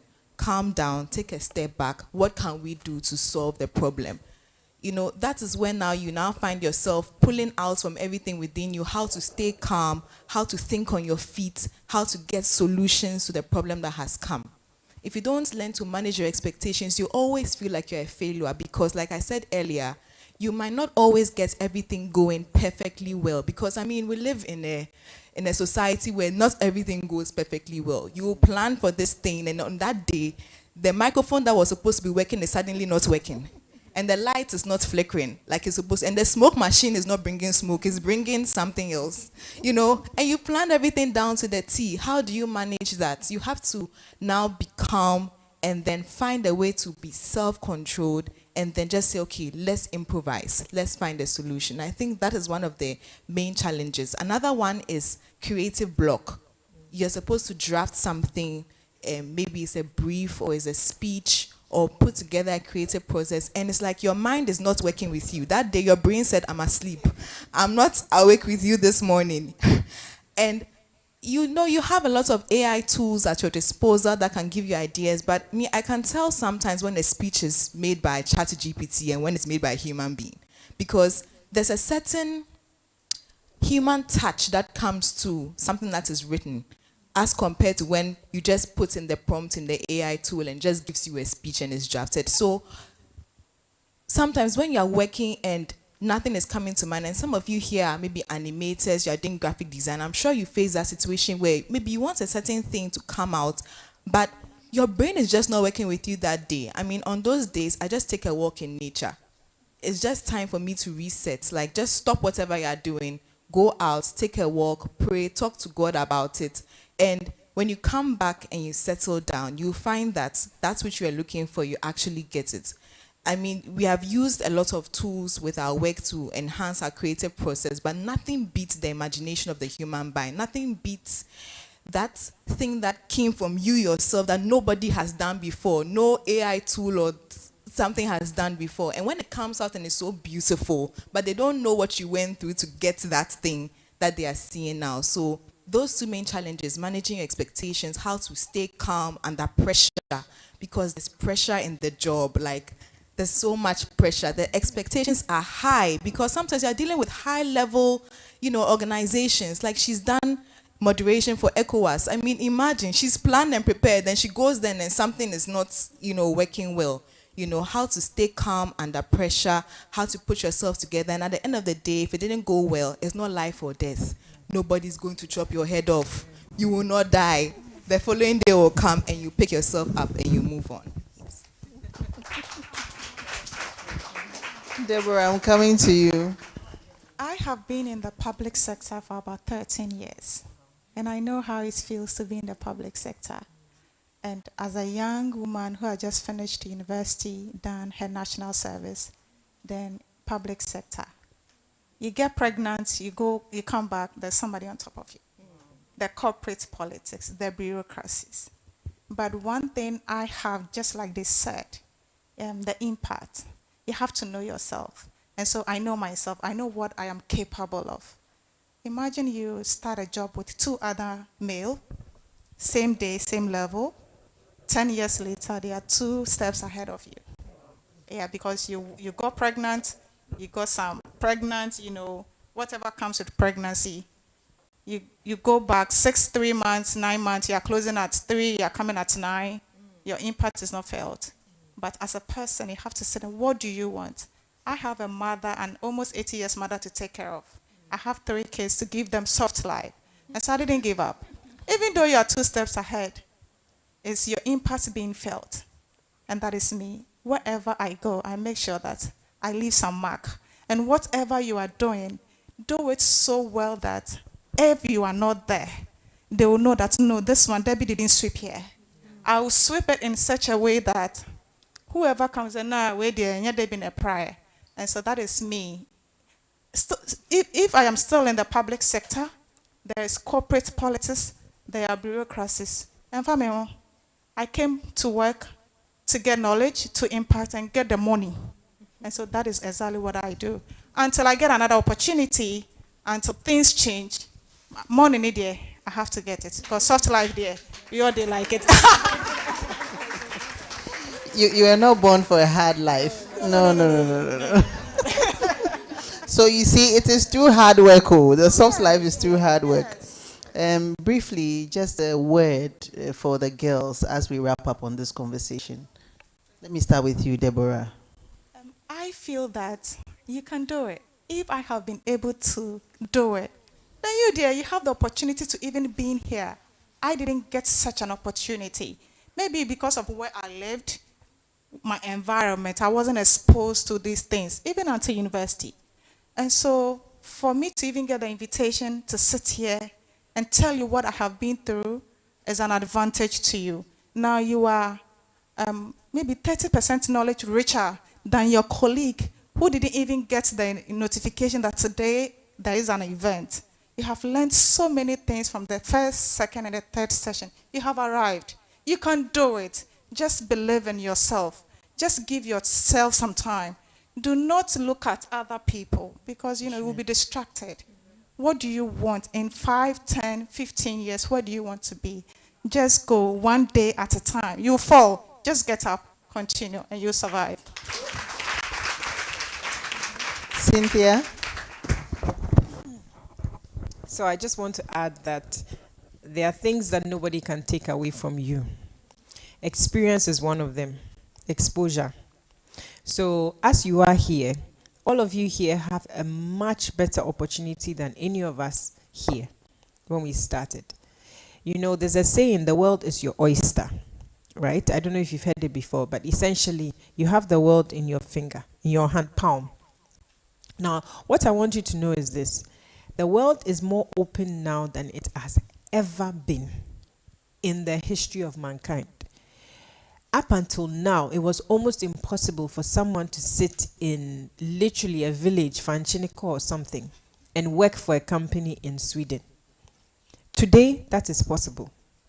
I actually know people who work in Ghana for companies abroad. Now, here's the thing. You have what we didn't have. You have access to social media. You have access to so much content, so much information. Nothing stops you from sitting there today, finding out that there's a program in Canada, emailing the person, finding the person's email address on their site, and emailing the person to say, hello, Madam Smith, I have seen you on the internet, and I've seen that you are running a program that does X and Y. I am interested. I live in Ghana. Look at my social media. I like to produce XYZ. Maybe you find it interesting. And you know what you don't realize? You'll be surprised that they'll be so impressed. They'll say, sure, they will buy your ticket, they'll give you accommodation, everything. Next thing you know, you're in Canada doing a program for 6 months or 3 months during your holidays. Don't think that this is impossible. Oh. It's not. If even our time, we were able to make things happen, then how much more your time? What you need to understand is you can only get this when you make an effort to put yourself out there. There is so much information. You are interested in animation. You are interested in advertising. You're interested in something. You are interested in maybe creating arts. You can literally sit in Accra, email somebody, or Google and look for the people who are doing exciting things in your field. Reach out to them and try to find out if they will even send you information or something. You don't need to go there per se. The point I'm trying to make is that if you learn things and do things, do you know that your certificates can be taken from you? Do you know that? You know that, right? Your certificates can be taken from you, but can they take the experience that you've had? Can they take the knowledge that you have acquired? And that's the point. When I go and sit down and I'm talking about people buying insurance with Momo in the rural areas. I know what I'm talking about because me, I have taken Trotro throughout this country into Burkina Faso before. Because my friend and I decided we have time, let's do it. At the same time too, I can sit in a very high level meeting and have a conversation and speak Irish, rich, Kontomre English. Do you understand what I'm saying? Like you're doing now. Exactly. But the difference here is you can't take away the fact that I can tell you that when you go to Yeji, this is what happens at Yeji. Because I have seen it. Do you understand what I'm saying? I've seen it with my own eyes. Nobody's telling me. And that's knowledge and experience. When I talk and I open my mouth and I'm discussing things and I'm giving ideas and things like that, it is important. So you have to do what? Develop yours. You develop yours by exposing yourself. Your background, yes, maybe you come from, if you are somebody who comes from a less privileged background, don't let that stop you. You have TikTok. What do you use your TikTok for? The same phone that you used to play is the same phone that people are using to do things. So I'm just telling you that if there's one thing you should take from us, it's understanding that exposure is everything. But the exposure and the experience depends on who? You. Not anybody else. So don't let anybody lie to you. You don't need anybody to give you exposure. Thank you. Thank you so much. Andesha. So my final words of encouragement will center on integrity. Young ladies, you are at a Good Governance Africa program, and I really believe that the foundation of good governance in any country is integrity. See, as you're sitting here, you will definitely rise. You will work hard, you will pray hard, and you will rise. But what will sustain you at the top is your value system. Who are you known, like what are you known for? What are the values you are known for? Are you an honest person? Are you a person full of integrity? Do you have morals? Like, what do they know you for? You must have a very high level of integrity if you stay at the top. Because so many people have climbed that ladder and they have crashed. And it was a mighty fall, simply because they took certain things for granted. Don't be that young lady that anything goes. You live your life anyhow. You cut corners. Whatever I need to do to get there, I will do it because my mates or people around me are doing it. Do you know the repercussions at the end? There's a way that seems right unto man, but the end thereof. So you can be going on the same road for 10 years. It's at the end that you realize that all the decisions and actions you took along the way ended you in disaster. So start now. As you are young now, be known for something powerful, something good, something that is full of integrity, so that when you get there, nobody can say, I know this girl, she's like this. No, your track record will show that you are not like that. And that is where now people can speak for you in places that you cannot speak for yourself. There are places that people will speak for you because they know you, they know the kind of person you are. So be a lady of integrity. Be a good governance lady. Second, before your closing remarks, before her closing remarks, I just want to add that I think Afi said the digital world space is huge. The world is huge. Let's grow together. Let's explore together. Let's help each other. Our network. Imagine everybody here in 10, 15, 20 years, you are a director, you are a CEO, you are this, you are that, and you meet at a place like this, and I am the CEO of here, I am the director here, and you have your cousins, your nephews, your nieces who need to go to a particular place. Just go to the CEO of this company and mention my name. So, oh, she was my friend. We grew together, opportunities, and we did it together. And so your network is your network. Let's grow together. Don't leave anybody behind. Okay, thank you.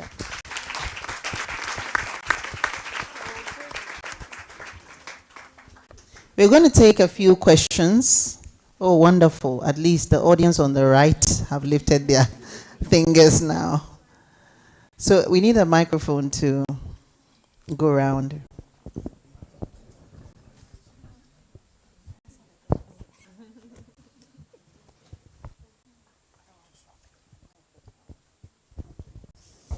Thank you very much. Please, my name is Mabel, and I have two questions. The first one is, you have a passion for public speaking. How do you deal with stage fright? And then again, can you be a public speaker for years and still have stage fright? Yes, that's my question. Thank you. Public speaking. Stage fright, my dear, do it afraid. Trust me, I can't even count the number of times. I mean, listen, the number of times I've climbed on stage and I've been nervous, you have no idea. You have no idea. Me, I know myself. When I'm nervous, trust me, my dear. It's can't. You know, you made a comment. There's nothing. You have nothing to lose. Oh. If you bar, so what? Everybody will laugh. It's funny. Isn't it funny? It's funny. You know, the best part is if you think bad, people remember you. They'll be like, that lady. But maybe you said something sensible even though you're bad. So there's nothing wrong with it. And the truth is that the more you do it, the better you get. So you do have to understand that it takes practice as well. So that's also important. I want to add, because I've been training people in public speaking, the fear never goes away. The fright never goes away, but it gets better. And you need to submit yourself to some training and some coaching as well. It will help you, to overcome it. And every time you have the opportunity to do it, do it. If it's an opening prayer, it's a vote of thanks, it's a closing prayer, don't shy away, do it. Because as you're doing it, you're practicing and you're getting better and better. Right? And I think I should have mentioned that preparation is everything. So if you have any opportunity to speak in public and you are nervous, prepare, practice. Those two things will help you. So even if something doesn't go exactly well, because you've prepared, and when I say prepare, I'm not saying true and poor speech per se. I'm also saying things like understanding your audience, right? If you forget something, at least then you realize that, I know the people I'm talking to. I can find a way to change it and say something right. So preparation is important. And also, if you are in doubt, just write your script and read. It's easy because the more you do it, then you become conversant with it. So just prepare, plan, pray, and just take the stage. Take the stage, okay? And you'll be fine. You bar for the bar there, you bar. But you'll be fine. I remember the ECOWAS event. I have prepared. Sister Miami notes. Everything. Just page 1, page 2, page 3. I took the microphone. Not just say, I didn't much on the cry. I am reading something else. But quickly because I have written it, I just went back to the paper, started reading. Everybody was clapping for me. So it's fine. Okay. Okay, I have a question, and the question goes to Auntie Cynthia. Since she is a brand developer, I want to ask that what can one do to notice that this person can be a brand ambassador for a certain brand? And I can understand why this question is coming up, because you're living in this age of influencers. So, everybody wants to be an influencer and all of that, right? Okay. So, the reason why we go for people who are influential is because they have something to offer, right? They're offering their audience, they're offering their talent, right? So before you can be good enough for someone to consider you, you have to understand what your proposition is. What are you offering? Right? So if you look at some people during COVID, they started baking on their social media because they were bored, they were in the house. Next thing they knew, people start, oh wow, I like the banana bread you made. I like this, I like that. Before they realize now they've become popular. So for a lot of people, it was unintentional. But the advantage is if you want to do it and you want to be intentional, you'll be powerful, but you have to put in the work. I always tell people that even slay queens, I respect them a lot. Because it takes work. It takes work. Me, this makeup that I've done, you won't see me in it every day. I can't wake up in the morning every day and be polishing my face and posing. You understand? But it takes work and effort. And they decided that this is what they wanted to do to get influential. You understand? So if you want somebody to notice you for a thing, you got to do something first. right? But if you're not going to do anything, you just want to get up and say, I want to be an ambassador, I want to be an influencer. What are you being an influencer? Like, what are you influencing? Who are you influencing? Right? I mean, I'm not going to talk to you if you don't have anything to offer me. I'm looking for the people who, and I have to let you know that being influential is not just numbers, right? There are people who have followers. But if they tell the followers, buy this thing, nobody will buy. I hope you understand. So sometimes, yes, we want followers, people who have plenty followers, so that we can tell them and the followers will say, oh, I've seen it. But there's also the influencers that when I want people to do something, I want them to take their phone and download my app, do this, do that. There are people I talk to. They don't have many followers, but they are very influential, because when they talk, people respect them for what they say. So if you want to be that person that people come to, you have to figure it out and then put in the work. Slay queen or not. Just to add something to what Cynthia said, it also depends on which field you want to be an influencer or ambassador for. When you come to the corporate world, honestly, my company will not take certain people to be a brand ambassador because they don't align with the company's values. They may have a very large following, but what they are known for is not what the company wants to be also known for or attached to. So you have to know which markets do you want to be an ambassador for. Then in that market or in that field, what do they stand for? What are their core values?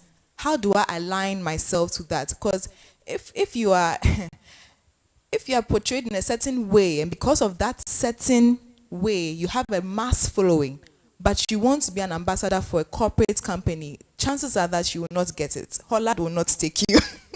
PRS will not take you. Total Energies will not take you because you don't align. We don't want to be associated with that kind of image, even though you have a mass following. So you have to, like she said, you have to know which field or what you are bringing to the table, and then align yourself to that field's values. Any more questions? Okay, we'll take the final one. Not the same. It's fine. Also, so looking at what you are saying, I am a brand ambassador for Porsche Hair Plug at Kumasi because I'm from Kumasi. And this lady didn't come to me maybe in a silver platter or something. I'm that person, I almost post hairs on my status, like Shasha wigs and all that. I do that almost. So I went there to braid my hair, and then the madam over there saw it, and she was like, since you have been doing this on your start, I want you to be a brand ambassador for this braiding thing. So I asked that. Maybe it's not, I am not asking that for myself, but I asked for someone else, since I am a brand ambassador for Porsche Hair Plug. Yeah.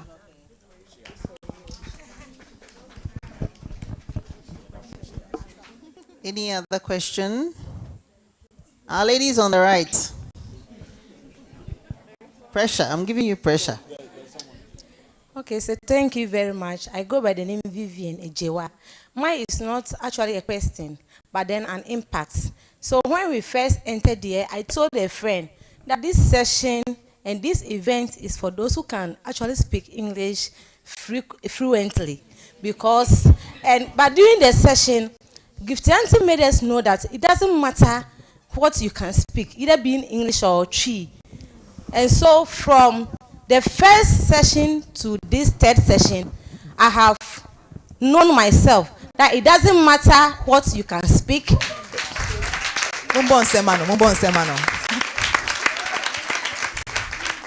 And also talking about being a mother and then a pregnant woman as well. As I'm standing here, I am a wife, I am a mother, and I am a pregnant woman as well.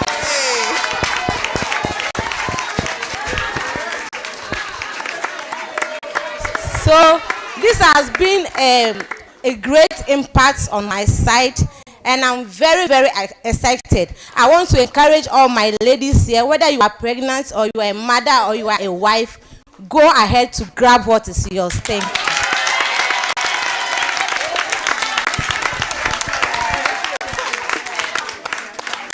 And that makes just a perfect And that gives us just a perfect ending and a wrap to it all. Thank you so much. It's been so exciting having you.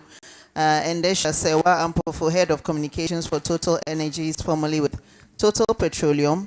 And then also Cynthia Forijum for Group Head Marketing and Corporate Affairs, Holat Ghana, and Deborah Boni, Deputy Head Corporate Affairs, Public Utilities Regulatory Commission, PURC. Thank you so much. This has been Good Governance Africa's West Africa Regional Office, Africa's Girl Child Dialogue Series on the theme, Exploring Career Opportunities in the Media, coming to you from the studios of Ghana Television here in the capital, Accra. We have been live on Ghana Broadcasting Corporation on Facebook and on YouTube. It is the day of the International Girl Child. Keep celebrating. Have a wonderful day.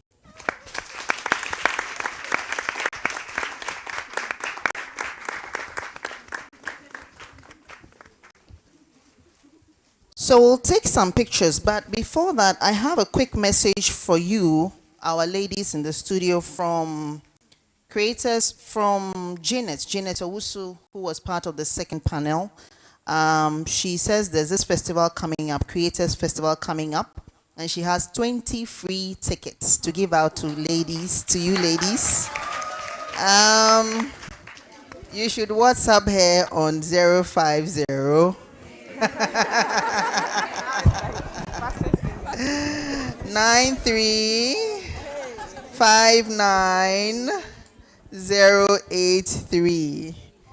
The number again, 050-935-9083. Yes, that's for you. So give our panelists a good shout before we get out of here. Thank you, thank you. So we're going to do some pictures with our panelists. They'll be seated. Yes, please. Please be seated, and then we'll join behind you to take the pictures.